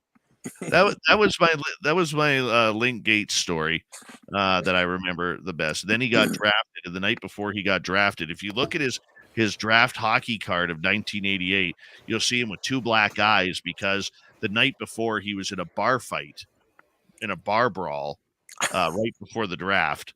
So that was kind of cool. And then he was drafted by Minnesota in the 2nd round, 36th overall, and then ended up going to San Jose when the Minnesota North Stars split up, and half went to San Jose and the other half went to Dallas. Mm. Oh yeah. I'm old school, useless hockey knowledge like that, man. Paramarv, no, that fight is not on YouTube, unfortunately. But yeah, that was good times. Very good times. And My then, unfortunately, he drank himself out of the league. That was uh, terrible. yeah, that's too bad. My daughters graduated from Arizona State, and I was totally surprised that Arizona State, being down in Arizona, of course, has a hell of a hockey team. Yeah. They've been playing really good hockey. Yeah. That's only the last 10, 15 years. There's like even like Duke and North Carolina, they all now have hockey teams because of the explosion of the game in the US, which is great. Les, Yeah. I'm going to get you to hold on right there. Okay. Thank you to all our amazing super chatters tonight. Very much appreciate the love and support, everybody. This is way too kind tonight. And here we go with the next half hour.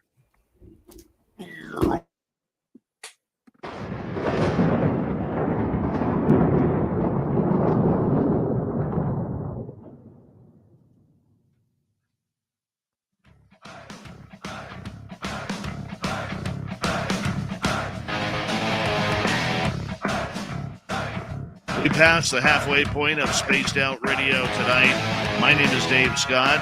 Very much appreciate earning your listening ears.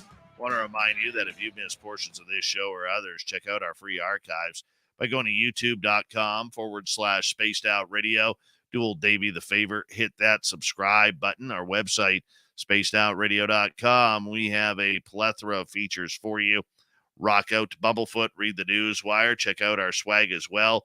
Follow us on Twitter at Spaced Out Radio, Instagram at Spaced Out Radio Show, and on TikTok at Spaced Out Radio. Our guest tonight for the final time, author and researcher Les Velez. You can go on Amazon and get his book, The Unknown Other and the Existential Proposition of Alien Contact. Yeah, we've been talking aliens all night long. Les, thank you so much for being here with us tonight. Well, thank you, Dave. Appreciate it. We're going to get to some audience questions here. We're going to start off with Willard, and he's asking, is it normal, Les, to start having dream ability in real life, but yet not knowing how to use it or control it? Well, certainly your dreams, depending upon what kind of dreams you're having, is something that, people talk about lucid dreaming, where these things are so real that you believe that it's not a dream, that it's actually happening. And then you can supposedly, control your dream, uh, like before you go to bed at night, to put a thought in your mind about what you want to dream about, and continue to run that through your mind as you fall off to sleep. So yeah, you can control it to a certain degree. It's not foolproof by any means, but certainly a possibility. All right, let's continue on here. Let's go to Tony in the UK. And he is asking, Les, the person that saw you freaking out on the craft, was it Jim Sparks? His story is quite remarkable. Is there anything else you gleaned from his story? Yeah, Jim Sparks certainly has a very interesting story, and he has corroborating evidence because of the fact that he met this person that actually saw him. Yeah, I think as far as gleaning anything from Jim's story is again another uh, bit of evidence that this thing is real, that something is happening, and we need to be more cognizant and more understanding of these people, and that the fact that they're not crazy, and that they need the help to get them through these things, because a lot of times these things totally mess their life up. I mean, it's like, you have a problem getting out of bed in the morning. You have a problem doing your job the way you used to. So we need to be able to get a handle on this kind of a thing. So in that regard, I think that you know, Jim's story is just, as I said, just another example of the types of things that are going on that are real for these people. Very cool. Very cool. Let us continue on here. We got another question from Tony. Les, do any of the people you've interviewed mention a galactic federation? What do you believe?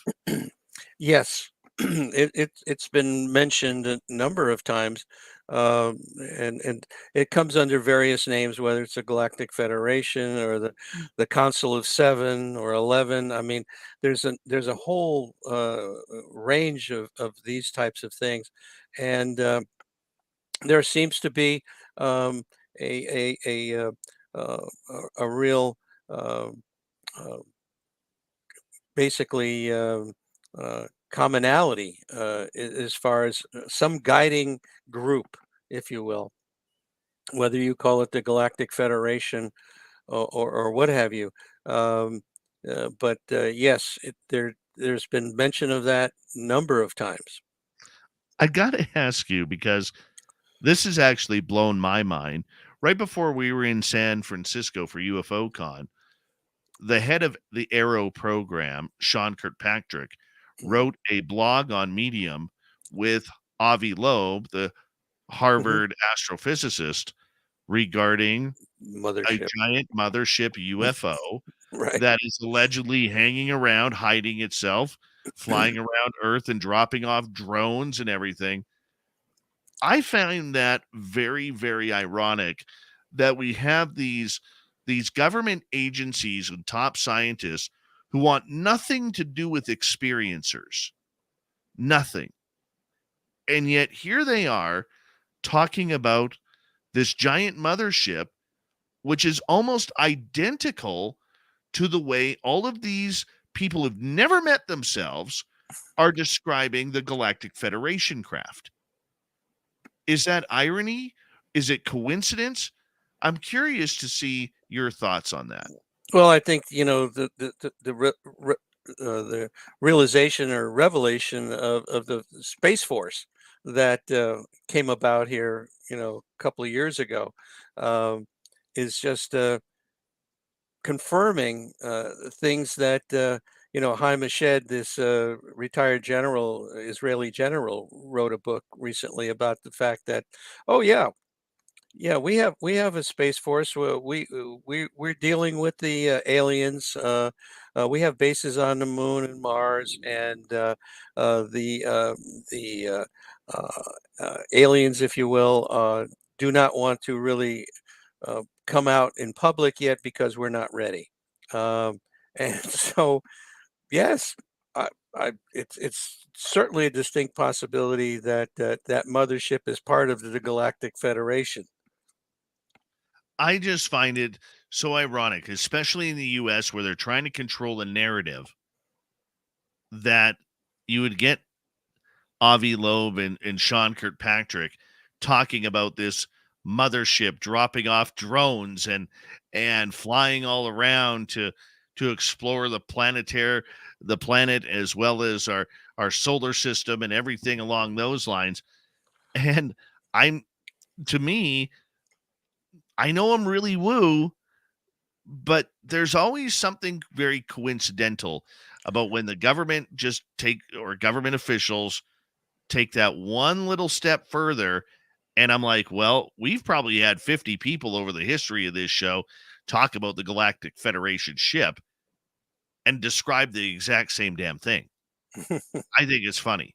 I really do. Yeah, I think Avi Loeb is really basing this on that Oumuamua uh, asteroid, if you will, or spaceship that came through our area recently, and he posited the fact that, well, it could very well have been a ship that was investigating us, and perhaps maybe some other smaller craft could have come out of that during their pass by on this thing. So yeah, I think they're starting now to, you know, go that one step further in surmising the fact that, well, it's possible that there's a mothership out there and that they're getting all these smaller craft coming our way as well. Do you see the coincidence though? Is it Yeah. that, or are we just trying to, take broken puzzle pieces and put them into the government puzzle? Oh, well, your guess is as good as mine as far as this puzzle is concerned. I think the government, is has been very concerned about the fact that, and there's a lot of consternation within the government of groups that want this to come out and groups that don't want it to come out, and you have to say to yourself, well, why is that? Uh, and, and I think that. There's a drumbeat going on right now that is pointing in the right direction, especially with this AARO group, getting started with Kirkpatrick and everything. And hopefully they'll get the funding that they need to actually make things happen. Um, so you hear all these different scenarios that yes, we have a space force, we've been doing this for years, we're in cahoots with a certain group of non-terrestrials, and um, I believe that it's totally possible that this is all absolutely true. I would agree with you. Let's get to another question from our audience here. Let's go to Deb. Have you ever had telepathic communication with any entity or person? No, not that I'm aware of. um, Again, for me, this whole thing started off as a nuts and bolts type of an investigation, um, and then it got into the people having contact with non-human intelligences, and then doing research. Uh, but I've never had that capability. Um Darn it. Excuse me. What do you think of people who claim to have flown the ship? Yeah, I believe that. I believe that. Terry Lovelace, who basically is one of our advisory board members, um, tells that in his book, Incident at Devil's Den, or in the follow-up to that book, uh, talking about him being on board the craft and actually flying it. I believe it. I believe that is happening. All right, let's continue on. Let's go to Jeremy. What about those UFOs we just shot down? Those might be probes. Well, they haven't said much about the ones that they couldn't find. So, uh, who knows what those are? I suspect that whatever they shot down was probably had nothing to do with the UFO. The classic UFO, if you will. It might be just something, another balloon of some sort. Yeah, I'm a firm believer that those are UAP. Mm. I have recently, since the Chinese drones, and maybe it's just me, but to me it's become quite obvious that UAP are man-made. UFOs is what we're on the search for. That's what we've experienced. Well, the terminology now is, migrated from UFO to UAP because it seems to be more accepted by different agencies. And that terminology, unidentified aerial phenomena, is also changed again to even a different definition of it. And I mean, probably next month it'll change again. But bottom line on all this stuff is that we don't have a firm grip on what that is, and so it's unidentified. Oh, I know that. I'm just doing it because I'm tired of the government game. Mm. Okay. UFO worked really well. And then when the government started getting involved, they decided that they were going to change everything to UAP then Lou Elizondo comes out with his um little what is it? A little paragraph that he put out regarding the Chinese drones and saying, this is why I left the ATIP program was because there wasn't enough funding and not enough support for these type of UAP that were flying around in United States airspace. And that's where I just kind of went, there it is. That's what we've been talking about right there. Well, you know, the terminology UAP actually came about even earlier than that. It came about from NARCAP, and Yes. that agency or that group that Ted Rowe is running right now that basically wanted to be able to talk about aircraft incidents coming in contact with these UFOs, and so they wanted to change that scenario, and so they called it a UAP instead to be more palatable to the government. Absolutely. But the minute the government gets involved in anything, you know that you can't trust it.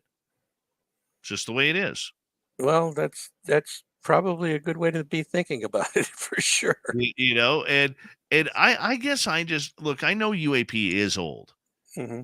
You know, I guess for me and many others who listen to our show or people that I've talked to, people understand, the public understands what a UFO is. Right. You can talk to anybody about it, whether it's my grandmother, you know, your aunts and uncles or whoever, doesn't matter how young or old they are, they know what a UFO is. Nobody knows what a UAP is. And what we're learning, thanks to the Chinese drones, is that UAP is man-made. Mm. And which is not true. So it's another level of misinformation. All right, let's get to Derek here. When will we be ready if these aliens are tricksters? When will we be ready? These aliens are tricksters. Oh, we'll be ready for what? Will we ever be ready? Well, that's a good question. Is the population ready for it? I believe probably 70% of the population would be fine with the revelation that Biden gets up on his podium there and says, by the way, what Reagan was talking about at the UN was true. We are in contact with these aliens, and so I think that a vast majority of people would be okay with it, especially if they came in peace and not showing up like Mars attacks. That would certainly change the scenario. But then you start going down that path, and then you have to think about the hybrid program, where supposedly, according to David Jacobs' latest book, he calls them hybrids. That these hybrids are so much like you and I that you can't tell them apart. And the hybrid program has been going on for quite some time. And there's a book out that came out years ago called Rachel's Eyes about this woman, Helen Luttrell, that was actually in our support group in San Jose. And she wrote this book about her daughter going to college, Humboldt College in Northern California, with a hybrid. And she looked very different, and the military was bringing her specialized food to eat because she couldn't eat regular food. And it's a fascinating book, absolutely fascinating book.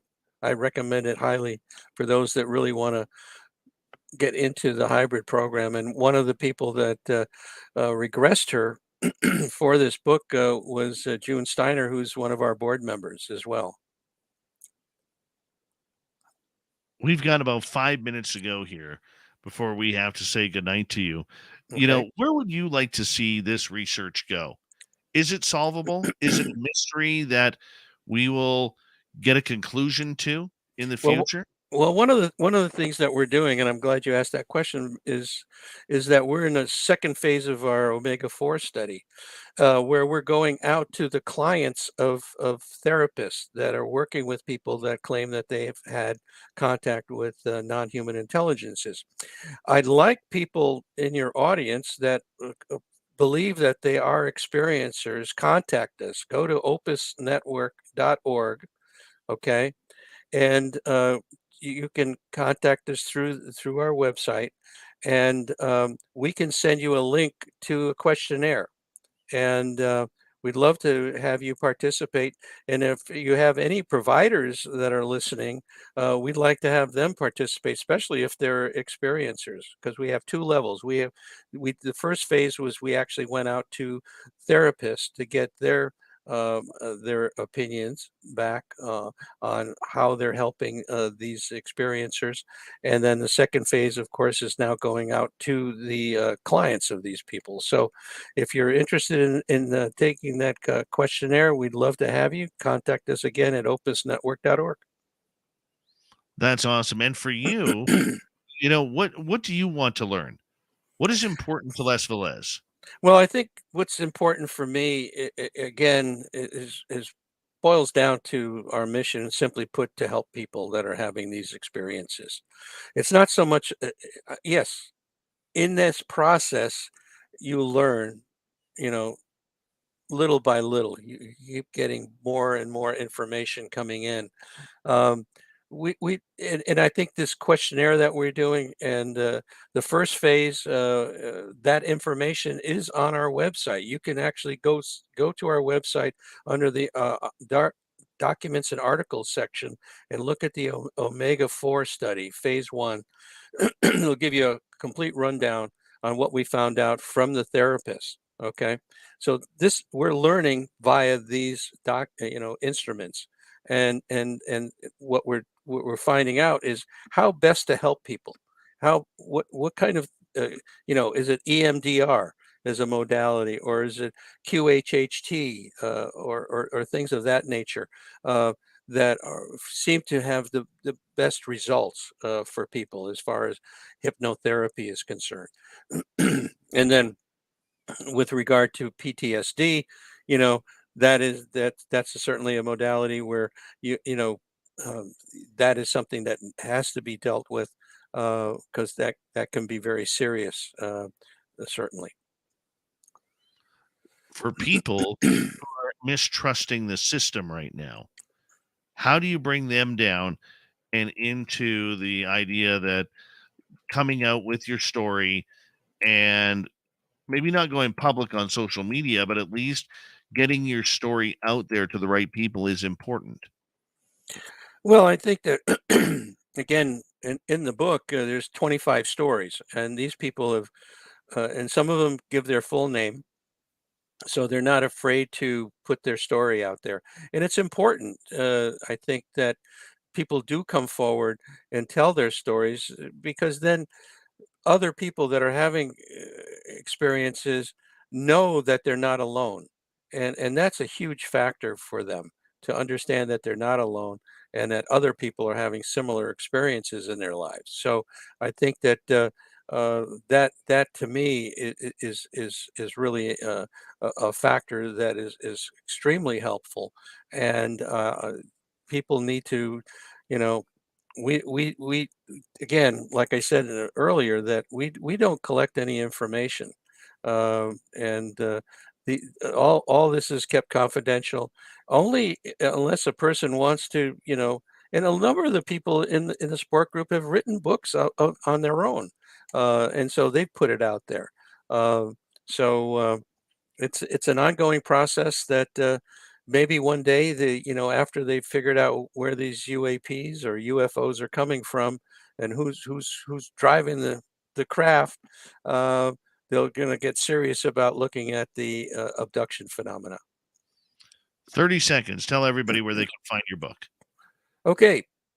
The Unknown Other and the Existential Proposition of Alien Contact is on Amazon. If you're a Kindle Prime person, you can get it for free. Kindle version, I think, is like $9 and change, and then the book itself is $20. All the proceeds of the sales of that go directly to Opus. That's my contribution to the cause. I want to keep this thing going, because it's proved to be very helpful for people. And I'm not just saying that. gotten a lot of different feedback from people about that. So go to our website, opusnetwork.org. Appreciate you, Les Velez. Thank you so much for coming on Spaced Out Radio. Coming up next, we're going to head to the swamp. Then Super Duke brings us the shortened cryptid report, all in the next half hour. Stay tuned. Spaced Out Radio Sector 3 is next. Thank you, Dave. All right. Great show, buddy. Hey, thank you. Thank you very much. I really appreciate it, Dave. Oh, we're going to do this again. That's for sure. That was fun. All right. That was Thank fun. you. Take care, my friend. I think I'll try to go to bed now. It's 1 o'clock. Yeah, you should. You should. You know, I mean, hopefully you don't have to get her up early for one of them fancy breakfasts. No. Thank God I don't have to. Although I usually work out at 7 o'clock in the morning, so I don't think I'm going to make it at 7 this morning. All right. Take care. Thanks. Hope to see you soon. Definitely. Take care. Bye-bye. Bye. Les Velez, everybody. What a great guy. I'm going to take a quick break here. We got a few minutes. I'll be right back.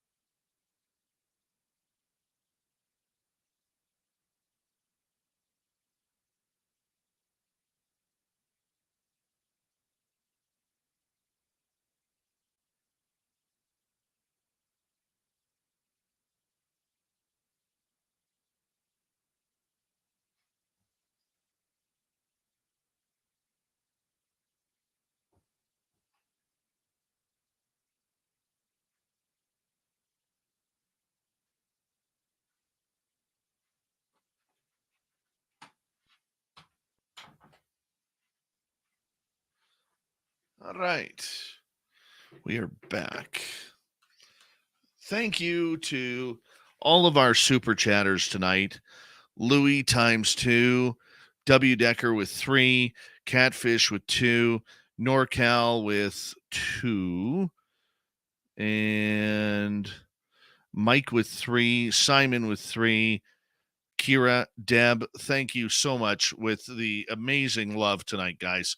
Very much appreciated. And yes, we're W Decker. We are going to move that to help us celebrate with all of you in Las Vegas, May 19th through 21st.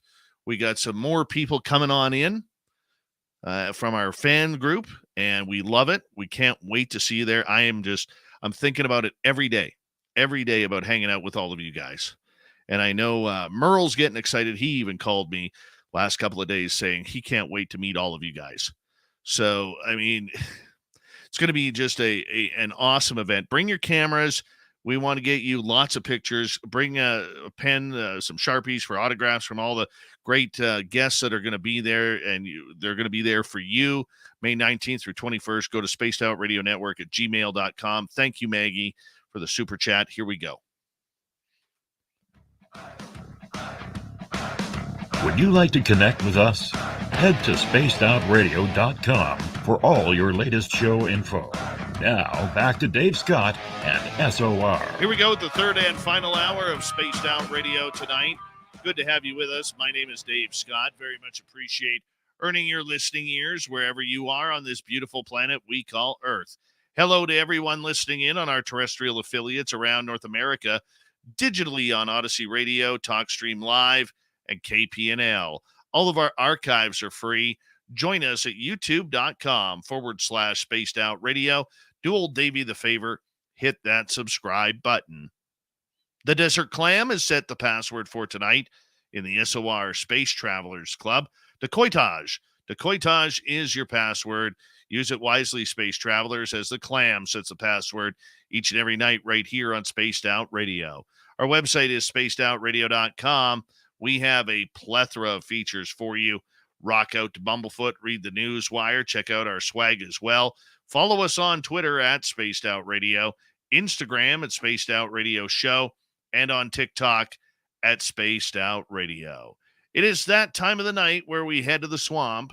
Our resident swamp dweller takes us on another spooky journey.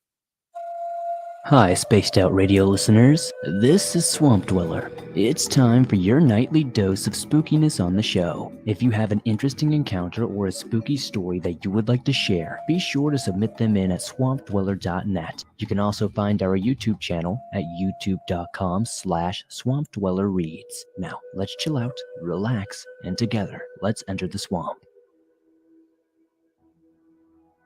I've been planning this trip for quite some time.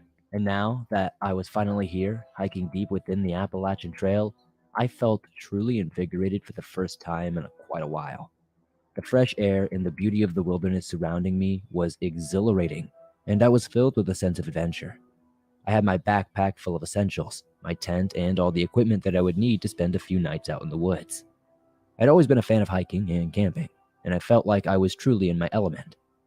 But as the days started to fade into dusk, I felt a sudden change in the air around me. The temperature seemed to drop, and the once calm forest was now filled with a sense of dread. I felt like I was being watched, and the hairs on the back of my neck began to stand up. I tried to shake off the feeling, but as I continued walking, the sense of unease only grew more and more intense. As the sun disappeared beyond the horizon, I decided it was time to set up camp for the night. I found a clearing and quickly set up my tent. I built a small fire to keep me warm and settled down for the night. However, as I lay in my sleeping bag, I could hear something moving just outside my tent. At first, I really did try to assume it was a wild animal, but the more I listened, the more I realized it was not an animal at all. The footsteps were far too heavy and too slow. It sounded like a human, but I was miles away from any civilization. I tried to tell myself that I was just being paranoid, but the footsteps continued throughout the night, and I barely slept a wink. By morning, I was exhausted, and I decided to pack up and move on. But as I started walking, the footsteps started up again, only this time they were louder and faster, and they seemed to be coming from all directions. I quickened my pace, trying to shake off the feeling of being followed, but no matter how fast I walked, the footsteps somehow kept up with me. They were getting closer and closer, and I could hear them breathing heavily. I turned around, but I couldn't see anything. It was as if I was being chased by something that was invisible, but I could hear it all around me. Panic set in, and I started to run, my heart pounding in my chest violently, but the footsteps only seemed to grow louder and more frenzied. I knew that I couldn't outrun whatever was chasing me, but I couldn't see anything. I stumbled and then I fell, and as I lay on the ground, I could feel the breath of something cold and damp on the back of my neck. I closed my eyes, waiting for the inevitable to happen. But then, as suddenly as it had started, the footsteps had stopped. I opened my eyes and I was once again alone, surrounded by forest. I could hear nothing but the sound of my own breathing. Got up, trembling with fear, and continued walking. I never looked back, and I never spoke of what happened with anyone. But to this day, I could still hear those footsteps, haunting me, and reminding me of the terror I felt deep within the Appalachian Trail. And that's why we love the Swamp Dweller around here, taking us on another spooky journey here on Spaced Out Radio, where, you know what, it just gets more and more interesting each and every night. If you want more Swamp Dweller stories, all you got to do is go to his YouTube channel, youtube.com/Swamp Dweller Reads, and check them out for yourself. They're all free. From the swamp to the forests of Montana, where we bring in our resident cryptid reporter, Super Duke, for World Bigfoot Radio.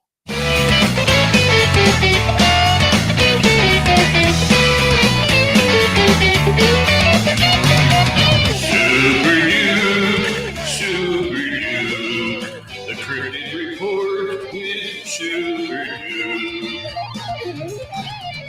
Big Bad Super Duke, you've been traveling around the United States, going to conferences, talking about Bigfoot. How was your last weekend, my man? Absolutely horrifying, but that's right. I'm back. More articulate than Ozzy Osbourne, more alive than Lemmy Kilminster, and with better hair than Dave Mustaine. I have returned. And no, I didn't do a conference last weekend. I did a rescue mission to get all of my stuff out of storage over in Mordor, or Minnesota, as some people call it. And so we went across the frozen tundra, mile after mile, trudging across that frozen tundra at 75 miles an hour in our big giant truck with a trailer on it, over to Minnesota, got all my stuff out of storage, and immediately turned around and came back again. So we left Thursday evening at 8:30. We got back at 11 o'clock on Saturday and did a 2,800-mile trip. Oh, my. And here I thought you were going to a Bigfoot conference. No, I'm actually excited to do that. That's coming up at the end of this coming month on the 21st, 22nd down in Nebraska, with William Lunsford, the Fouke Monster Hunter, and Stephen Hill, the Sulphur River Sasquatcher, and Keith Crabtree from The Legend of Boggy Creek, and Robin McCrae, and Lyle Blackburn, and a bunch of other cool people, including Blaine Tyler. Yeah, Blaine effing Tyler, man. He never comes down to the lower 48. This is like the first time ever in history, and he's going to be there, hanging out, signing autographs, telling you stories. Love it. Absolutely love it. Well, what do you got for us tonight on your return? Well, I have a mega myriad of reports courtesy of Captain Kenny over at Group Investigating Mystery Primate, GIMP for short. We're starting out in Washington State, 1917. In the fall of 1917, when I was 17 years old, says a witness, I was working for a lumber camp on the Cowlitz River in the state of Washington. On one moonlit evening, I was walking down a logging road en route to a dance when I had the uneasy feeling that something was following close behind me. I kept looking over my shoulder, but I could not see anything. When I came to a bend in the road, I ducked behind a tree and waited to see what it was. Almost immediately, a very large man-like creature, about 6.5 or 7 feet tall, came into view. It was walking on its hind legs, was covered with dark hair, and had a bearded face and large chest, and so far as I could see, was not wearing any clothes of any kind. Startled, I let out a yell of alarm. The creature instantly turned and ran off into the woods, still on its hind legs. I told some of my coworkers about it, and some laughed, but others said they too had seen it. No one had an explanation for it, and no name was given to it, but all agreed that it was a large ape-like something, and that it also resembled a very large man. And this report is from Albert N. Fletcher, Oakland, California, April 11, 1969, from the Bigfoot Bulletin. So there's an older one. And now, and keeping in mind that's over a century ago, they didn't have the word Bigfoot then. They're like, I don't know what that thing is. That was weird looking. What's that thing? Why is it out here? This one's from 1978. A witness referred to as TW was hunting down the first day of deer season in Tucker County, West Virginia.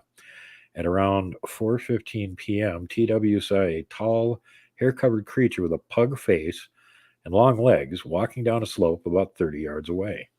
The creature was approximately 6 to 7 feet tall, weighed around, he guessed, 180 to 200 pounds, and had light brown shaggy hair. The witness could not determine the gender of the creature. The creature walked down to the witness's elevation and around a hill, then down a logging road into a meadow before disappearing out of sight. The sighting lasted for only 2 to 3 minutes, which is a long time to observe one, believe me. The witness's brother arrived after the sighting and believed TW's account. The witness found only imprints in the leaves, but no actual definable footprints. Within a few weeks, TW's grown nephew had also seen a similar creature in that same area. And the next one we got, August 2000, King County, Washington. 2 witnesses observed a large, dark-furred animal that stood on 2 legs and walked like a human. The sighting occurred at Rattlesnake Lake in a clearing surrounded by woods around midnight on a clear, bright, full moon night. The creature was estimated to be at least 7 feet tall and stood about 40 yards away from the witnesses. It paced back and forth, turning to the left and right, and facing the witnesses, who were frozen with fear for several minutes. The witnesses noticed that the creature did not have any visible ears, but they could not see its face. The witnesses quickly left the area in their vehicles and did not report the sighting until years later. The witness's friend was a hunter and in the military, and both witnesses were familiar with the area, which led them to believe that the creature was not a known animal from that area. Well, derpity derp. No kidding. Here in Washington, year 2000, you never heard of Bigfoot? Give me a break. Let's give these guys a little bit more benefit of the doubt. In August 1960, Penobscot County, Missouri, a family had just moved into an old house located about 3 to 4 miles south of Carruthers. The witness, who is now a retired career military man, was sitting on the front porch with his 6-year-old sister and 4-year-old brother, who then heard the sister scream and start crying. The witness looked toward the barn and saw a large creature standing there. The creature was described as being massively built, over 7 feet tall, and with arms that seemed to hang almost to knee length. The creature had just exited the barn and then turned to walk west in a human manner, but with a forward leaning like someone who had a lower back problem. The creature was hair-covered, dark, almost black, but with a somewhat greenish tint, and had an oval-shaped face that was flat and somewhat dark with wrinkles. The head seemed small for its size. The creature's tracks were found later, and they were long and broad with 5 toes. Witness's mother also saw the creature, but refused to talk about it. The family heard loud noises from the metal grain silos west of the barn, and the mother and sister were still disturbed by talking about the sighting and did not wish to be interviewed about it. And so, yeah, greenish tint to it. You hear that fairly written, I wouldn't say like commonly, but you hear that from down south, especially around the swamps and stuff, where they have all the duckweed and algae and stuff, and it starts to like grow on their hair or something at some point. So you get these reports of this, like, I swear some of its hair looked green. Well, yeah, it probably had that stuff in it. Here's one from 1979, October, Calhoun County, Michigan.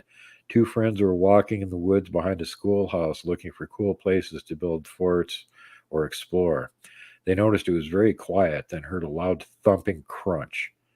When they turned towards the noise, they saw a large upright animal covered in hair move quickly into the brush and trees. The animal was at least as tall as the witnesses, and they're saying more like around 9 feet, and had thick, dark reddish fur with some gray. The witnesses were very scared and ran away. Later, they found deep impressions in the ground and heard more heavy bipedal walking in the same area. The witness estimate the creature was a Bigfoot. Solid guess. Go figure. All evidence is leaning heavily in that direction. And here we got one from September 1994, Umatilla County, Oregon. A witness observed a large, slender-built creature sprinting across their backyard after a late-night planning session with a friend. The creature was described as having a dark brown color with hair covering its body, appearing short. Witnesses noted the creature was huge and ran extremely fast. The creature's head seemed to be sitting right on its shoulders with no neck visible.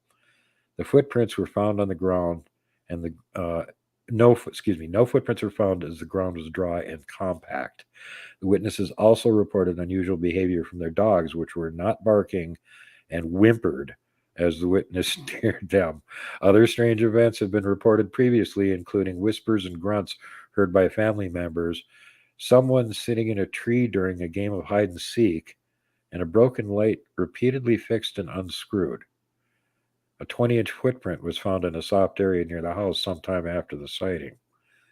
Well, if that's the same boy that left the 20-inch footprint, he's a big boy. No kidding.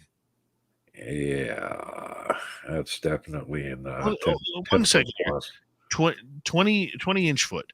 How big would that be? It's hard to guesstimate exactly because just like with humans, some people have bigger feet and smaller feet. Roughly around 12 feet, probably. My goodness.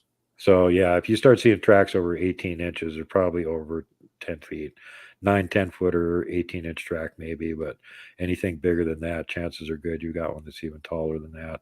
And, of course, you can also look at how deep it impacts into the earth, what the substrate can handle weight-wise, and try and judge by that on, if it's tremendously heavy and it's got a 20-inch foot, it's a big boy. Here's a more recent one. 2007, a witness and her son observed a dark-colored figure, initially thinking it was a person crossing the road. As they got closer, they realized it was a very tall figure covered in dark reddish-brown hair, which quickly moved across the road, jumped over a ditch and a fence, and took off into the woods. The witness estimated the creature to be at least 7 feet tall and over 300 pounds, with fairly slender lower body and broad shoulders.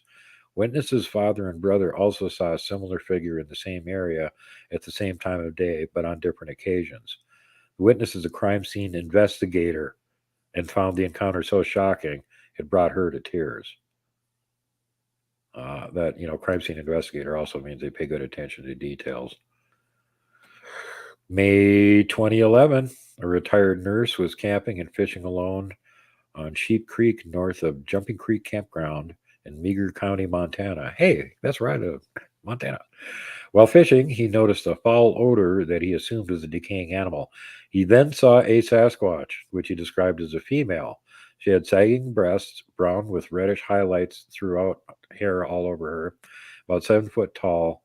Her hair was matted, coarse, tangled, and about 6 to 7 inches long. She was washing something in the creek, possibly berries, and looked at him for about 10 seconds before he stood up and screamed. The Sasquatch then gave a deep sound, turned, and, as he said, quote unquote, glided away. The witness was very frightened and left the area quickly. The witness stated that he had smelled something similar to winter kill before seeing the creature, which he believes was a female.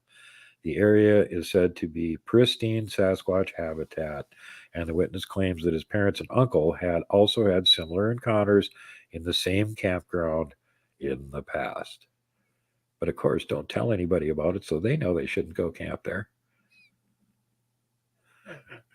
Or they should if they want to see one. No, keep it secret so other people could be terrified and have PTSD. In 1958, a 15 or 16-year-old individual was checking their trap line near Dario, Ohio, accompanied by their dog Smokey. On a cold, moonlit November morning, Smokey started acting strangely, growling quietly and sticking close to his owner. Near the end of the trap line, the individual and Smokey encountered a 7-foot-tall creature covered in long hair and with a face that was neither human nor animal. The creature did not display any hostility and quickly walked away when spotted.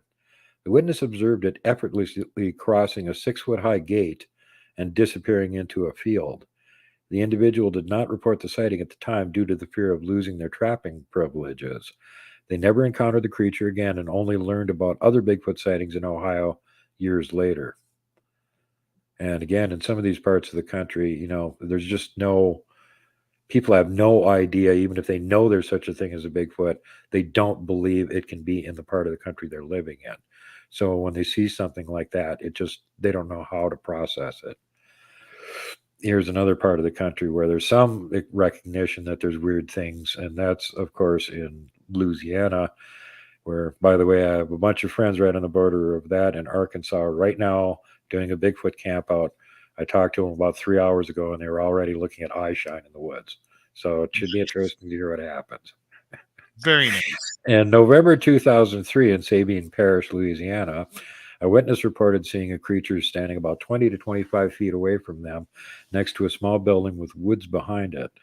The witness estimated the creature to be around 8 to 9 feet tall and covered in dark hair, with a shoulder span of 4 to 5 feet and weighing at least 500 pounds.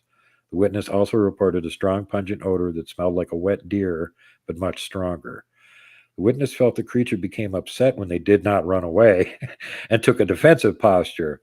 The witness went inside to get a handgun, and when they returned, the creature was gone, but could still be heard in the woods.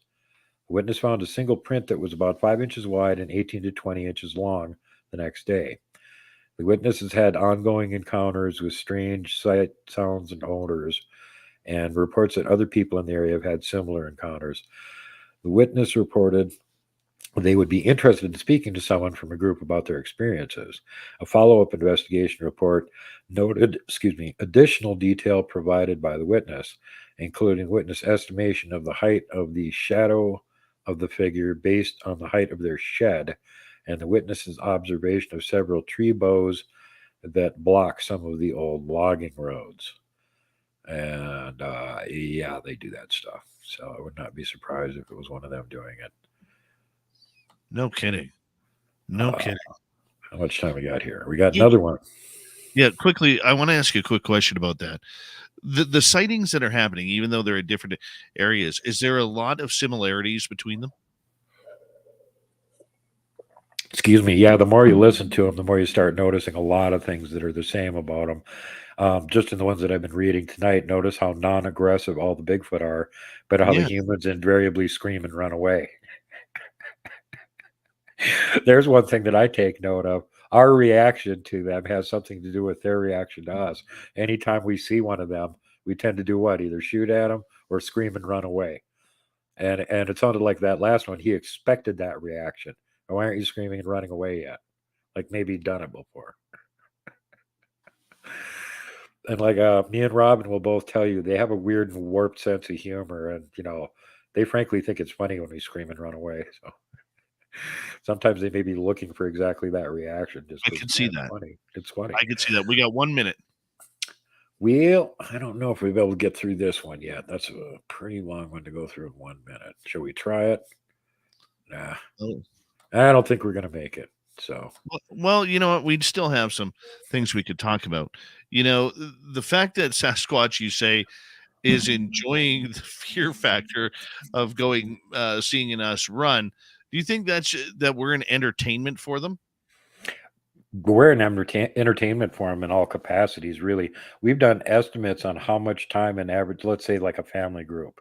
One of them's out gathering tubers, one of them's getting berries, another one's breaking a deer's neck.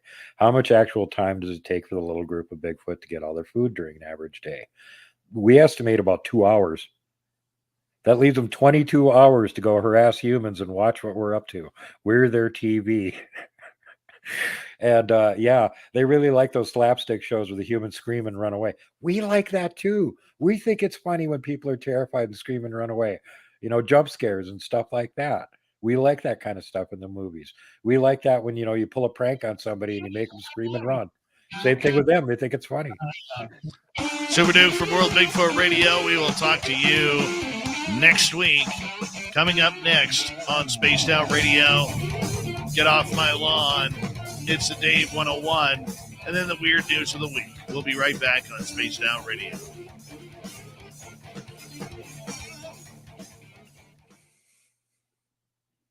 There we go. Yeah. I've had them play pranks at my with my team at my main research area too. They had Scotty where they went right up to the tent with the empty water ball and went over and over again until he yelled at him to knock it off.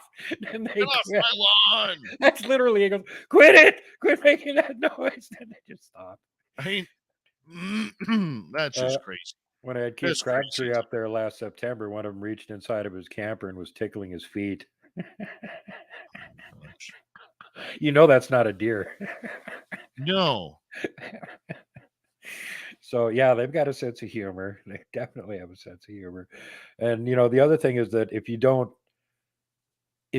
like, especially if you know it's them and you don't react to it, you don't panic, you don't scream, you don't run away or anything like that, they respect that. It's like, hey, these humans got balls, this is cool. We got humans, we can sneak right up to camp and they don't freak out. Even when they see us, they don't freak out. That's really cool. And then they give us peanut butter and sometimes bacon. And this bacon thing is getting out of hand.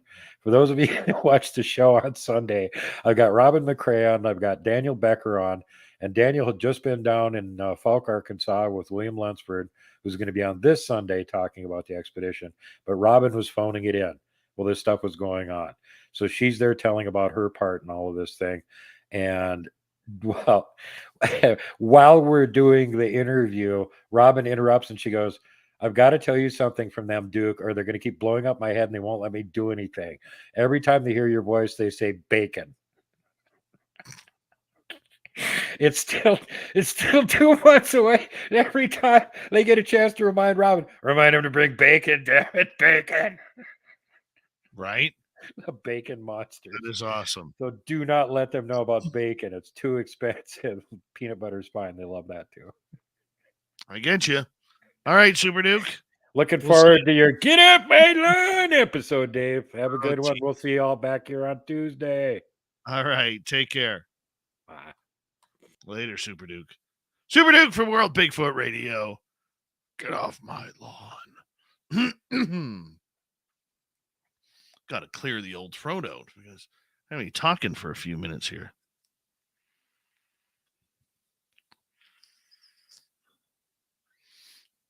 Nostrils are clear.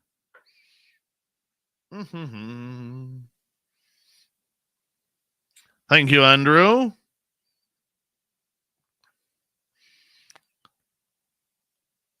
I had to go get a cavity filled today. It was the back tooth on my bottom right jaw. And I got that uncomfortable feeling in my mouth.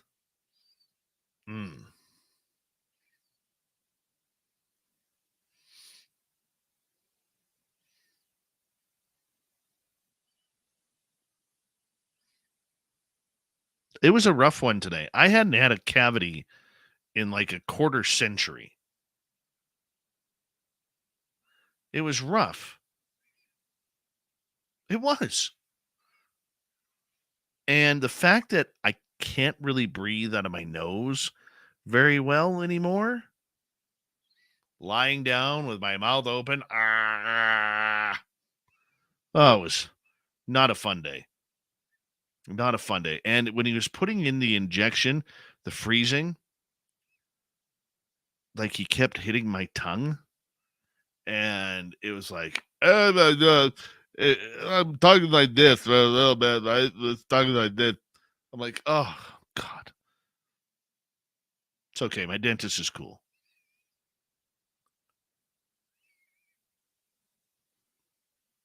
But now I'm going to have to go through that point for like the next 3 to 7 days where it feels like there's crap caught in between my teeth.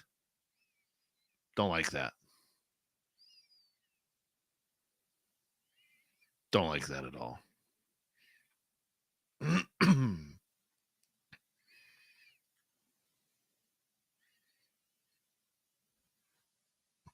Thank you tonight to Louis W. Decker, Catfish, NorCal, W. Decker, Mike, W. Decker, Catfish, Simon, NorCal, Simon, Mike, Kira, Deb, Mike, Simon, Louis, Maggie, Louis, Simon, and NorCal. Again, amazing night of super chats. Thank you so much for the love and support, everyone. It's just amazing.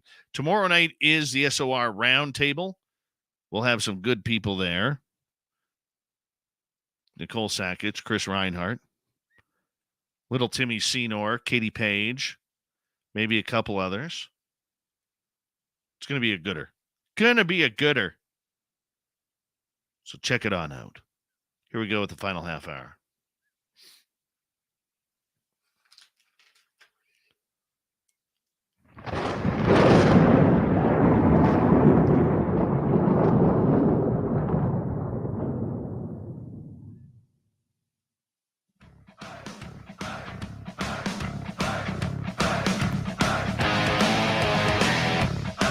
We've rounded third. We're heading for home tonight on Spaced Out Radio. Thank you so much for joining us. My name is Dave Scott. Very much appreciate earning your listening ears. Want to remind you that if you've missed most of this show or others, check out our free archives by going to youtube.com/Spaced Out Radio. Do old Davey the favor. Hit that subscribe button. Our website, spacedoutradio.com. We have a plethora of features for you. Rock out to Bumblefoot, read the news wire, check out our swag as well. Follow us on Twitter at Spaced Out Radio, Instagram at Spaced Out Radio Show, and on TikTok at Spaced Out Radio. It is that time once again where I tell all of you to get off my lawn. It's a Dave 101.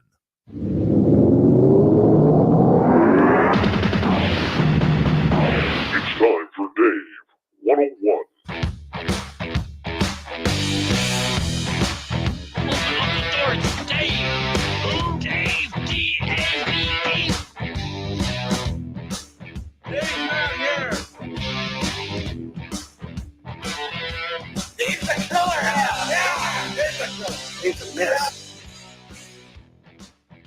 Today is a rant about observations that are just weird, strange, and sometimes make me scratch my head. All right, let's get right to it. You know, I'm not a fan of people who are trying to pull the wool over the eyes of the great people involved in the UFO world, those who have had experiences, those who have researched this subject for decades, when all of us just want answers.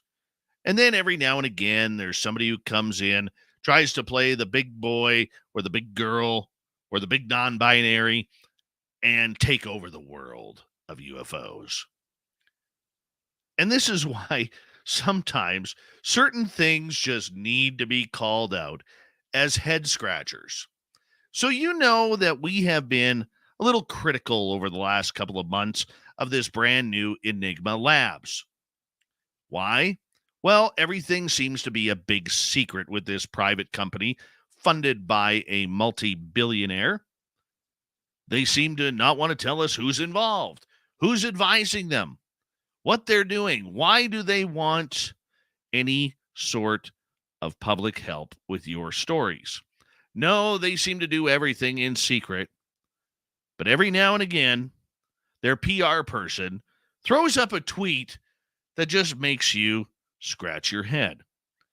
For instance, a couple months ago, they tweeted out that they were not involved in any contractual obligations with government or any sort of military contracts, but they wanted to work with government and military in regards to UFOs.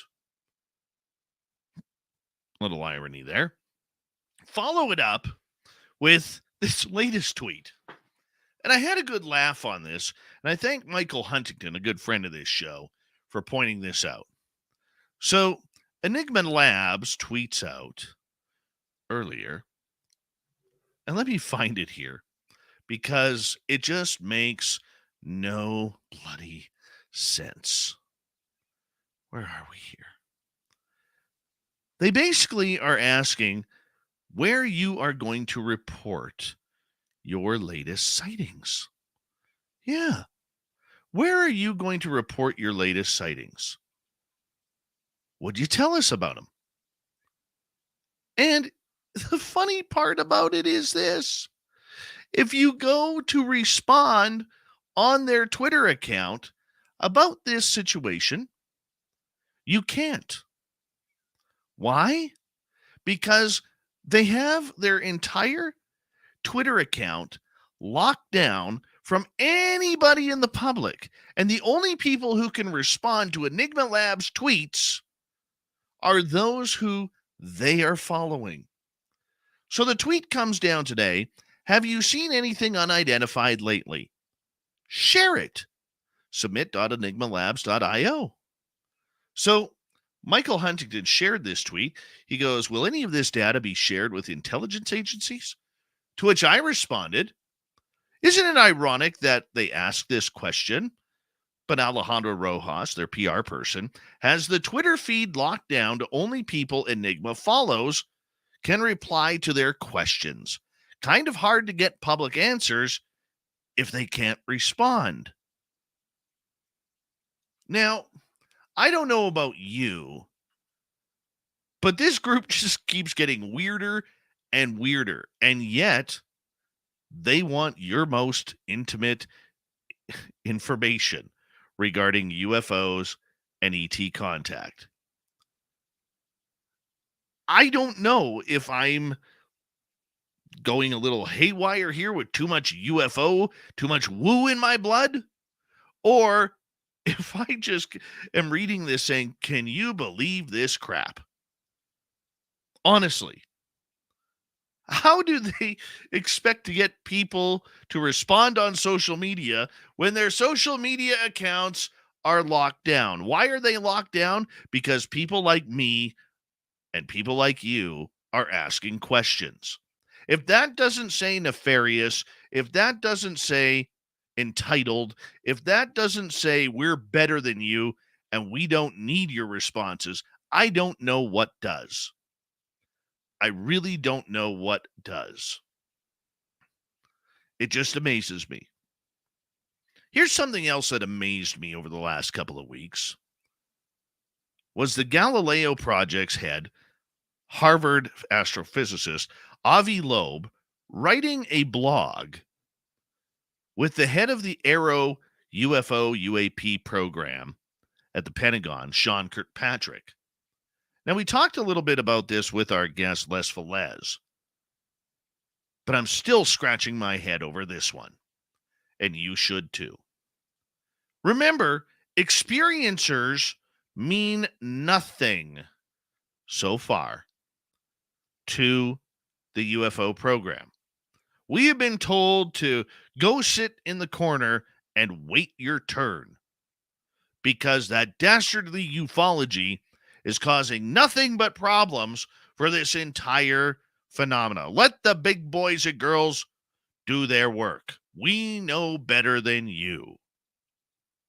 And yet, Loeb and Kirkpatrick come out with this story that they believe there is a mothership hanging around, sending drones down to Earth like they're little ticky-tackies and really bugging everybody on Earth. All the militaries, they're bugging the nuclear facilities, they're bugging Joe in the middle of the bayou who's trying to catch alligator. He's getting bugged too. All right, everybody's getting bugged.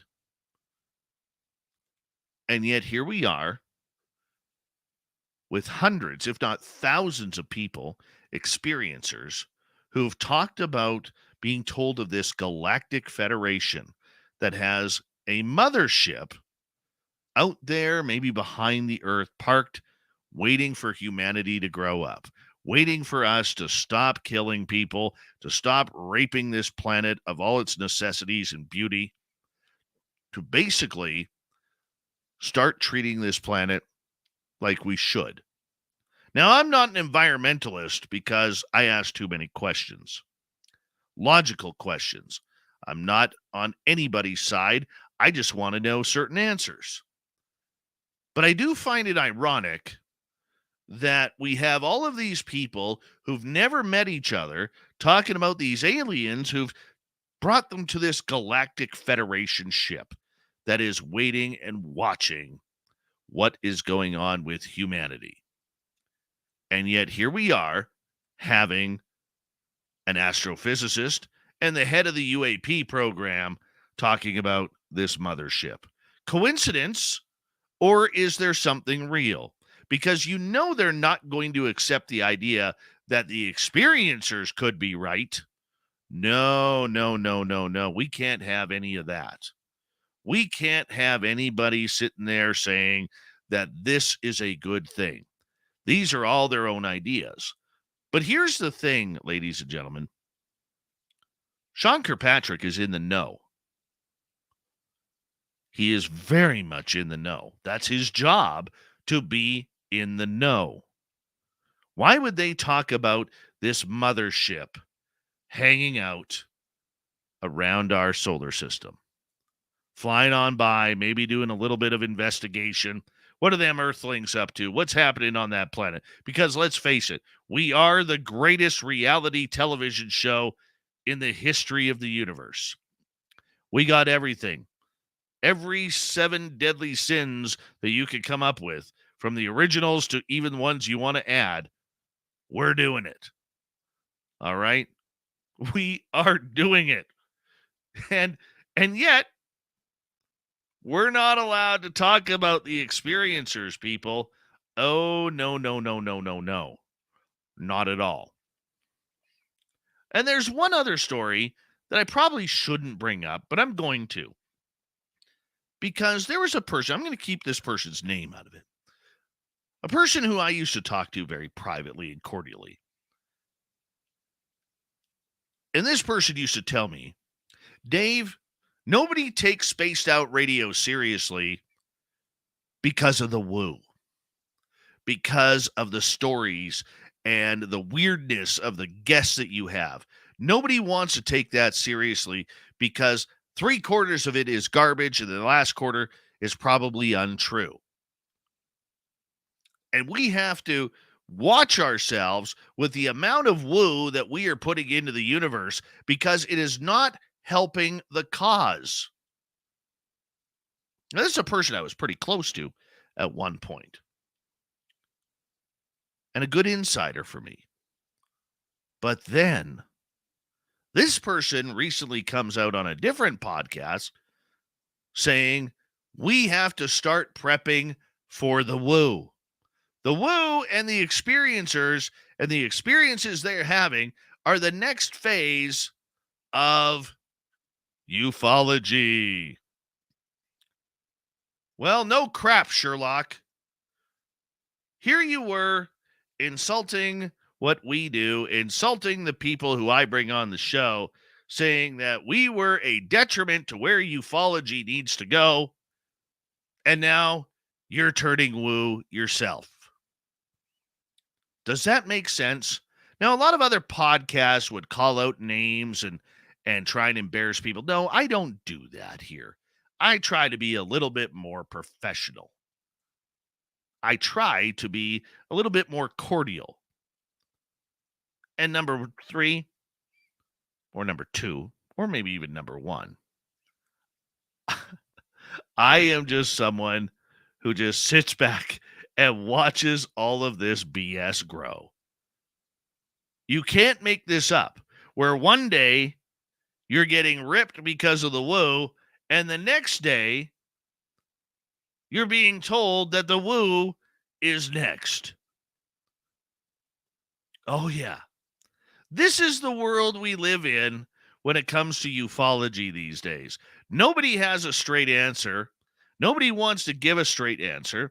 Nobody really wants to tell you what they know for the sake of their NDAs, for the sake of their pride, for the sake of their positioning. But when it comes down to it, everything out there just keeps pointing us in the direction that we go. And that is the direction that we follow. In the end, the woo is going to win out. Why? Because many people are starting to realize behind the scenes that without the woo, you really have nothing. You really don't. There are still very many people argumentative about that, but more and more people are realizing that average, everyday people who've had an extraordinary experience are holding something within themselves. And those are the puzzle pieces that'll put the puzzle together. And finally, to all the people who were trying to rip me a new one on Twitter because I said about a week and a half ago that I'm sick of the what is proof question. And then trying to nag me on saying, you bring on a bunch of weirdos who have zero proof of their own experiences. How can you trust that? Here's the reason why. Nothing we bring forward is going to be good enough. You could have the $1 million UFO landing video with little alien grays coming on out and government officials meeting them. You're going to tell me it's CGI. If I have the greatest photograph of Sasquatch ever, you're going to tell me it's photoshopped. If I got the greatest EVP on recording, you're going to tell me the audio was edited. So I ask you again, what is proof? And there is no such thing as proof. And the only thing reliable, in my opinion, which is not good enough for at least 70% of the people involved in ufology, are the great stories from good people who just want to know what happened to them. It's been a weird week, but we figured it out. And that is your Dave 101. Let me know what you think below and leave a comment on our YouTube channel. I want to get your opinions on everything that was discussed tonight on the Dave 101. And now, let's get to the news. What time is it? It's time for Shirky Poo's News! All right, let's get right to it. A real-life Weekend at Bernie's situation in the state of Kansas. A family lived with a dead body for 6 years, allegedly. Relatives of Mike Carroll of Overland Park told journalists as many as 4 people lived in a home with a body since 2016. The Social Security Administration is now conducting a criminal investigation. As a part of this, family members say they are stunned. They are wondering what's going on. One said, just so confused about the whole thing. You know, how can this happen? And how can he lay there for that many years and nobody reported him missing? Investigators figured out what happened after a visit from Overland Park Police in October 2022 when officers found the body on a bed.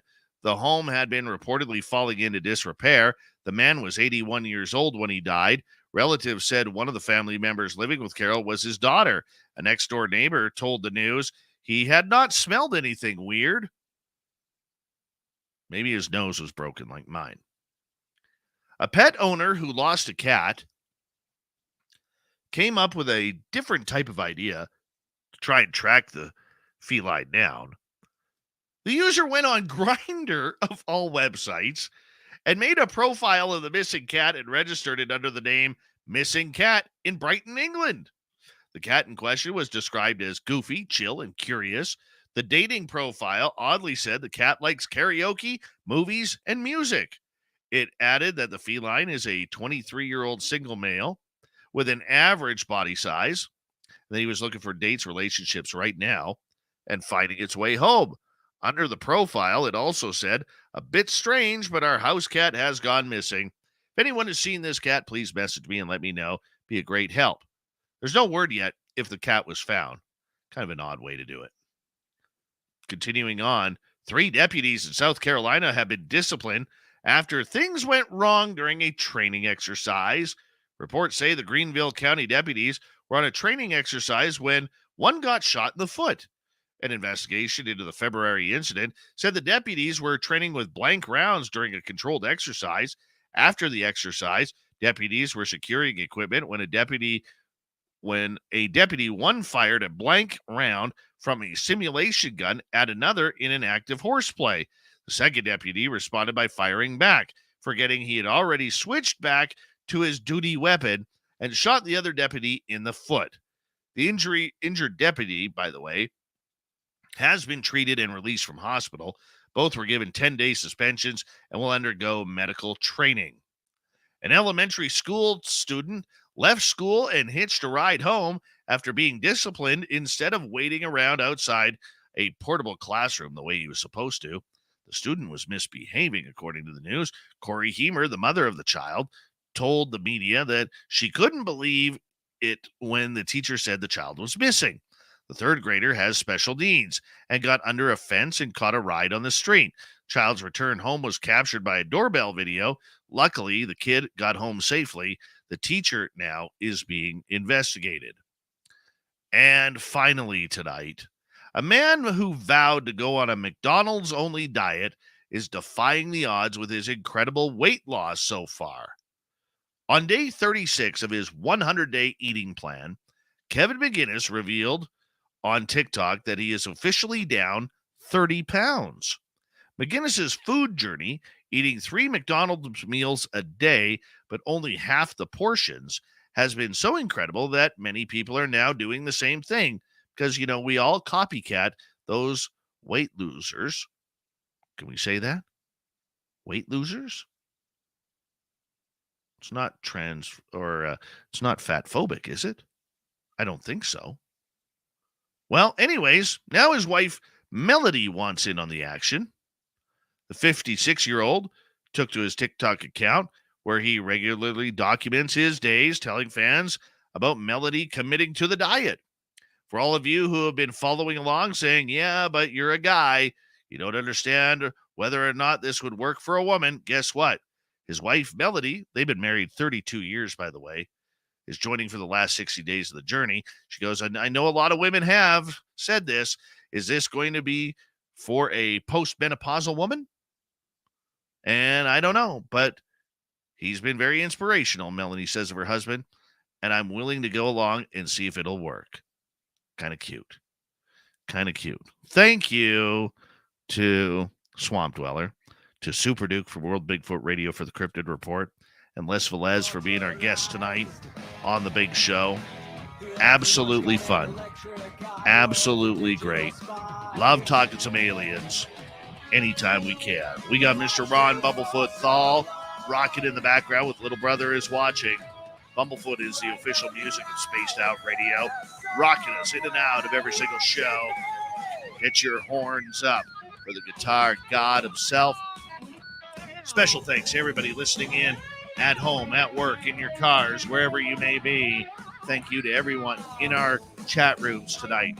YouTube, Twitch, LGAP, Facebook, Spreaker, LinkedIn, Space Travelers Club, and on Twitter at hashtag Spaced Out Radio.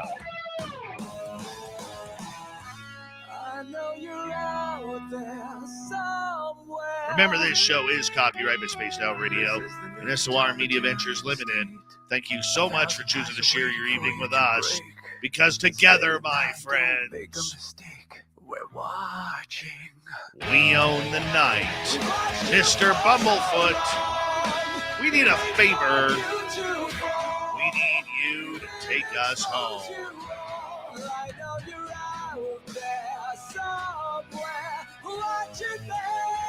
Yes, the Woo train has docked for the night. But soon, my friends, we shall ride again. Your seats are always available. Your tickets never expire. And if you want to bring a friend, we've got room for them too. Good night.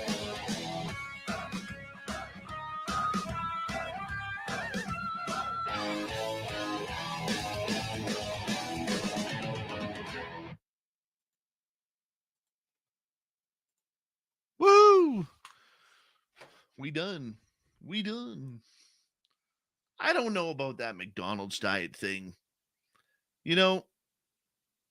I may be a Taco Bell junkie, but I sure as hell know that there's nothing healthy about McDonald's. Nothing. Like, what would you be eating there? I mean, you can only pound back so many Filet-O-Fake fishes. I don't get it. Don't get it.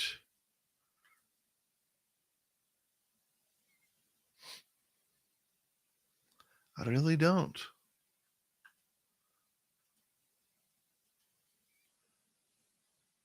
The pickles are disgusting. Big Macs are fantastic, but there's no dietary supplement inside the Big Mac special sauce. Excuse me. Maybe the lettuce, cheese, and the onions. The McChickens, I don't think so. That's just me, but I don't think so.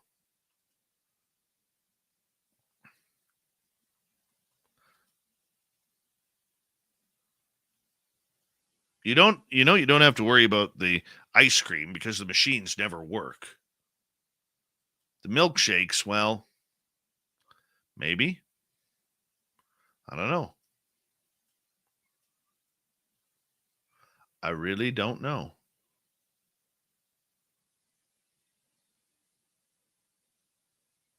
Got to be something more to that story. And what are you drinking on that? Like, are you drinking water? Are you drinking iced tea? Coca-Cola? Diet Coke? Which is horrible for you. It's worse than regular Coke. Hellion Beast, how you doing? Oh, by the way, Jessica, I got something for you. I do. Happy birthday to you. Happy birthday to you. Happy birthday, Jessica. Happy birthday to you. Very nice. Very nice. Happy birthday, Jessica.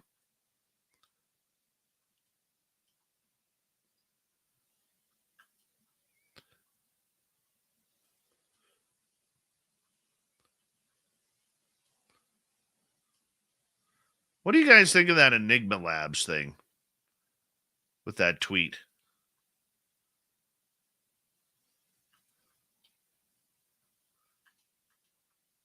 Was that not funny?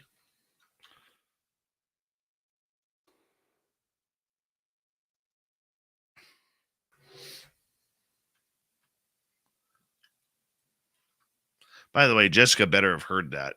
Did she hear that? Oh, there she is. Yeah, she heard that. Okay. I was going to say, if she logged out at that time, I'm not singing happy birthday again tomorrow. You only get one. You only get one, but she heard it. So that's about it.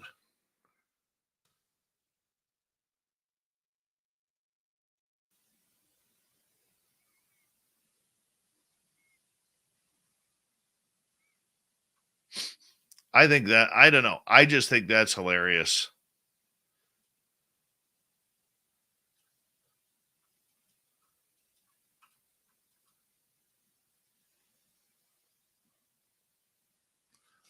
I just think it's hilarious.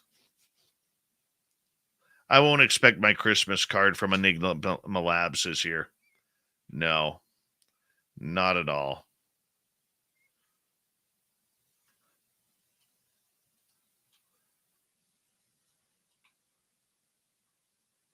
I mean, how do you sit there? They're going to make the same mistake the To the Stars Academy did. Okay. Which is they are going to push themselves so far away from ufology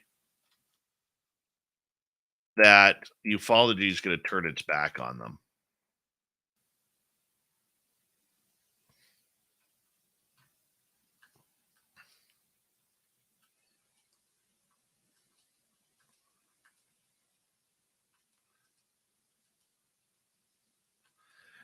And like the insider to the TTSA told me, the biggest mistake that TTSA made was biting the hand that feeds them, which is the ufology group. They wanted to play the we know better than you crowd. Sound familiar with Enigma?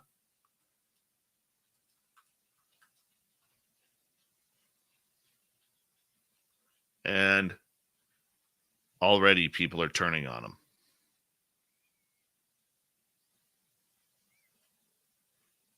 What do you do? What do you do? There is literally nothing you can do. You just sit back and watch it happen. And you hope that people are smart enough not to add to their database.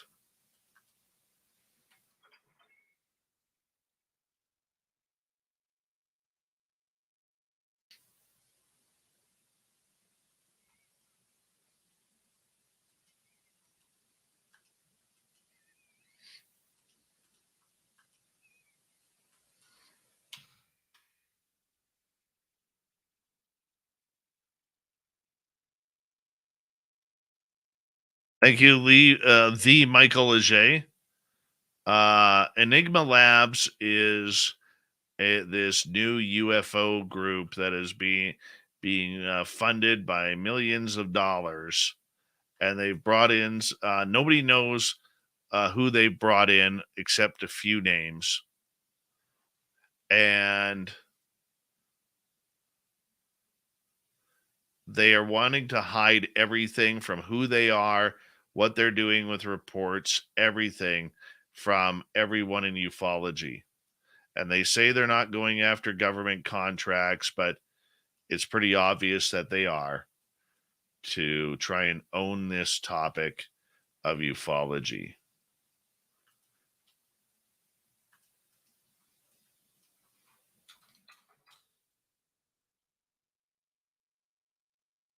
Thanks, NorCal. Hey, man, I appreciate it. And you're so right, man. Thank you for the love of the super chats, everyone. It's been great. Tonight has been amazing. Thank you for the love.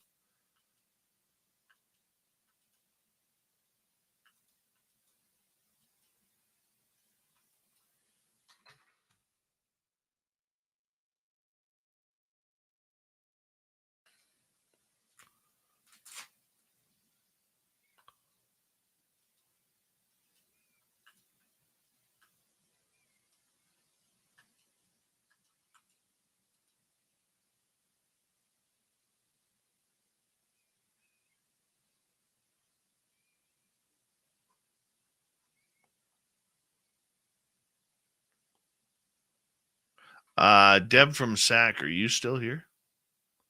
Yeah, you are. I have sent a message to Steve Cambion about coming on the show. I have not heard back from him. I just sent that today. And so I'm sure he'll get back to me in the next few days to line something up.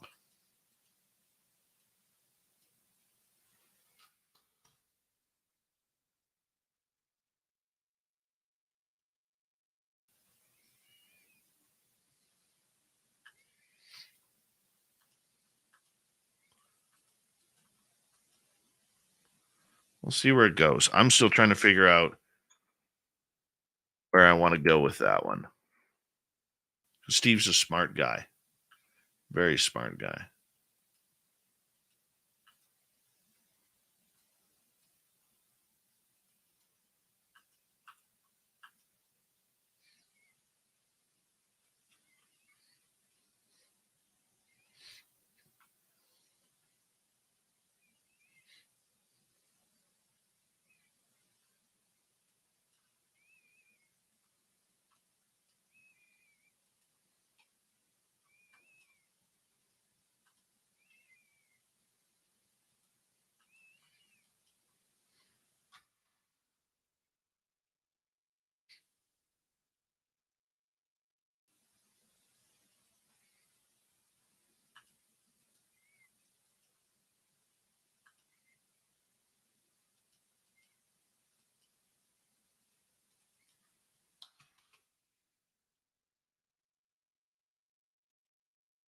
Tim Mothman, yes, you can.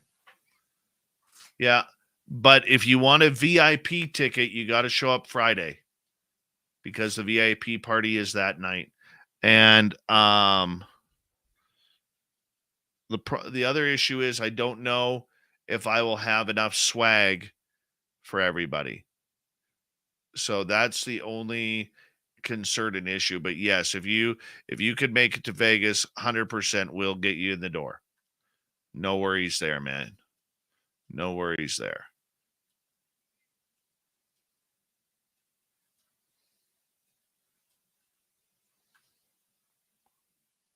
Ross Dogs, how you doing, man? Ross Dogs, you're connected. You tell us. Where are they? Where are they? By the way, it's that time of the night where we say hello to all the agents and agencies tuning us on in. My name is Dave. You know my phone number. Give me a call sometime and say hello. Would appreciate that. All right, let's go here.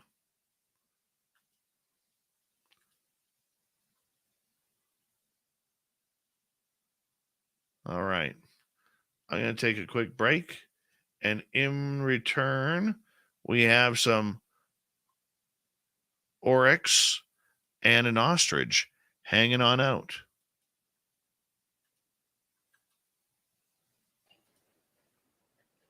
There you go.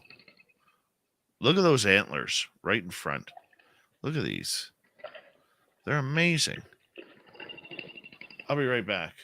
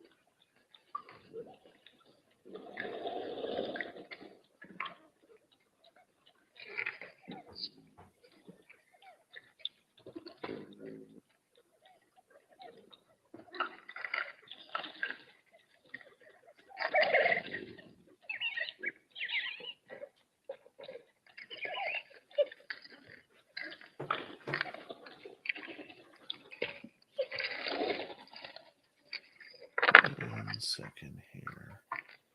Move that back over here. There we go. Oh, wrong button. There you go. All right. Did I miss anything? Did my chair move?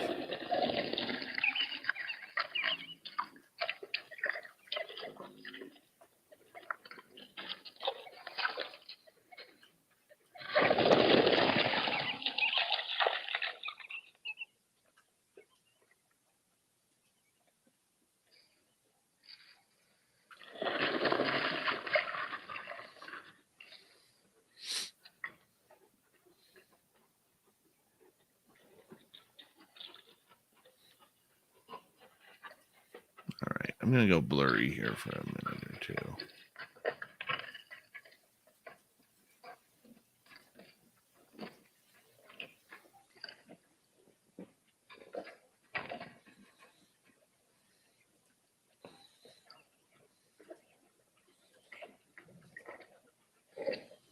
All right, there we go.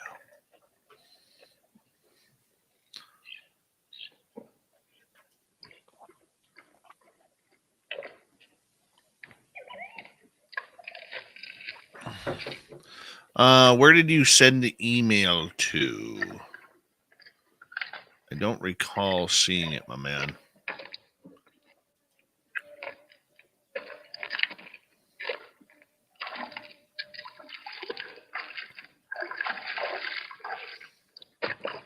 Let's see.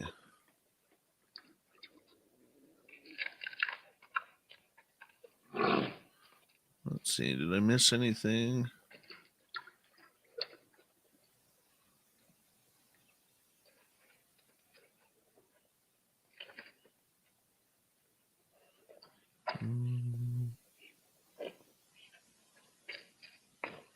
You know of 4 people in this chat that work for 3-letter agencies. Wow. I'm now curious. My email is dave@spacedoutradio.com. dave@spacedoutradio.com.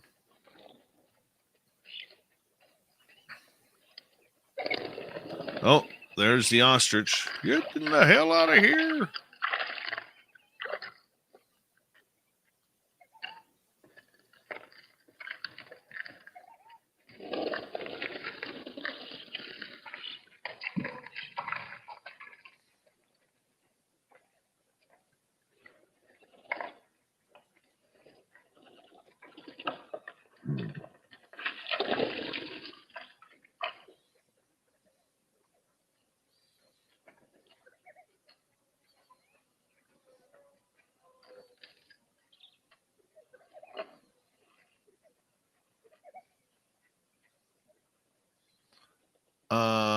That's the Vegas email. spacedoutradio.network@gmail.com for Vegas. Or Tim, if you went to info@spacedoutradio.com, that one may work for you if you don't have a Gmail account. We've been struggling with Gmail accounts, but we think we may have got that taken care of. Area 51, are you coming too now?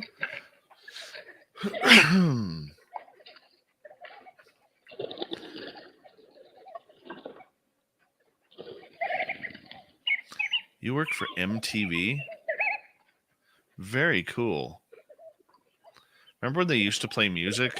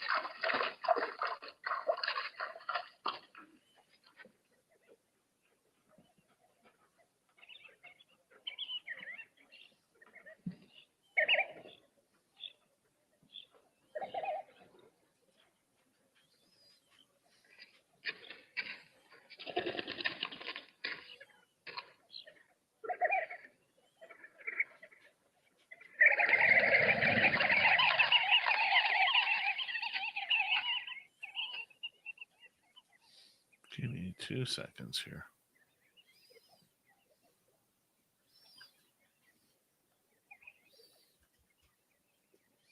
Oh, I can still taste the filling stuff. Terrible. Terrible. Ugh. All right.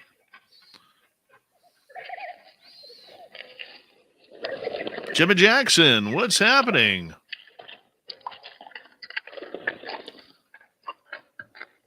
Aliens hate my Buick, aka Jim. I never knew that, Jim, that Betty Hill had mentioned the sanitization either. Never heard that. That's awesome. Hellion Beast, what's happening?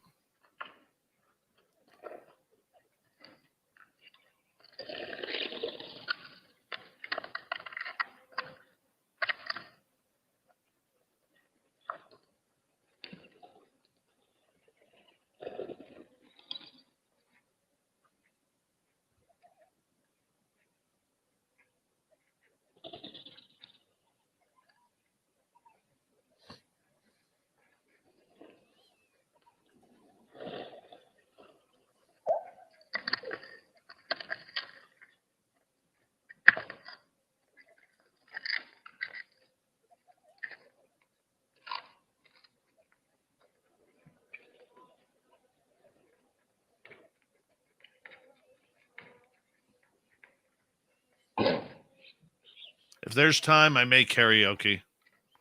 I may.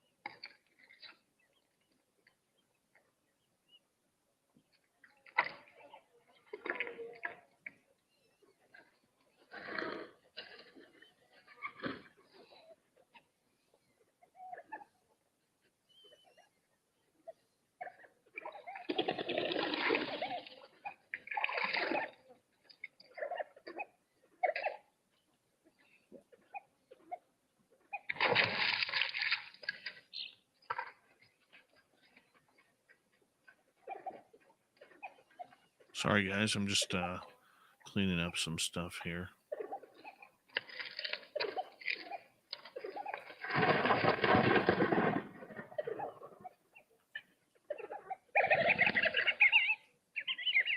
All right.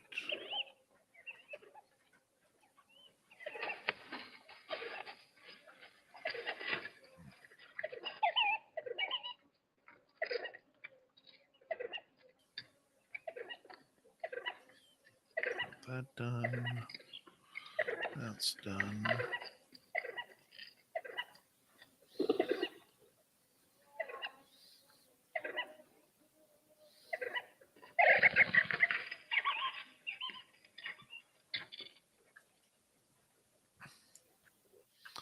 All right. It is that time of the night where we get to say goodnight to all of you. Tomorrow night on the show, we are going to have the SOR roundtable. I'm going to bring in some friends that you know. We're going to discuss the month that was in the world of the weird and strange, and it's going to be a lot of fun.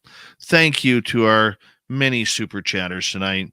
Louis W. Decker, Catfish, NorCal, W. Decker again, Mike, W. Decker again, Catfish ×2, Simon, NorCal, Simon again, Mike, Kira, Deb, Mike again, Simon again, Louis again, Maggie, Louis again, Simon again, NorCal again, Simon again. Very much appreciate all of you. Have a great night, everybody. I hope you enjoyed the show, and we'll see you all tomorrow night.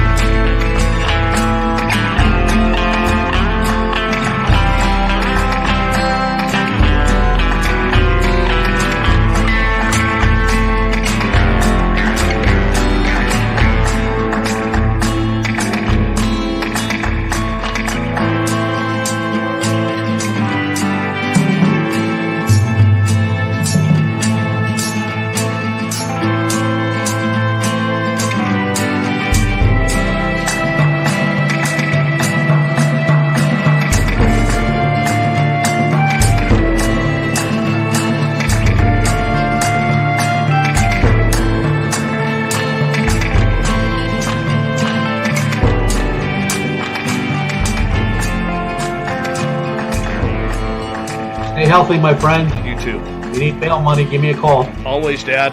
Take care. You too.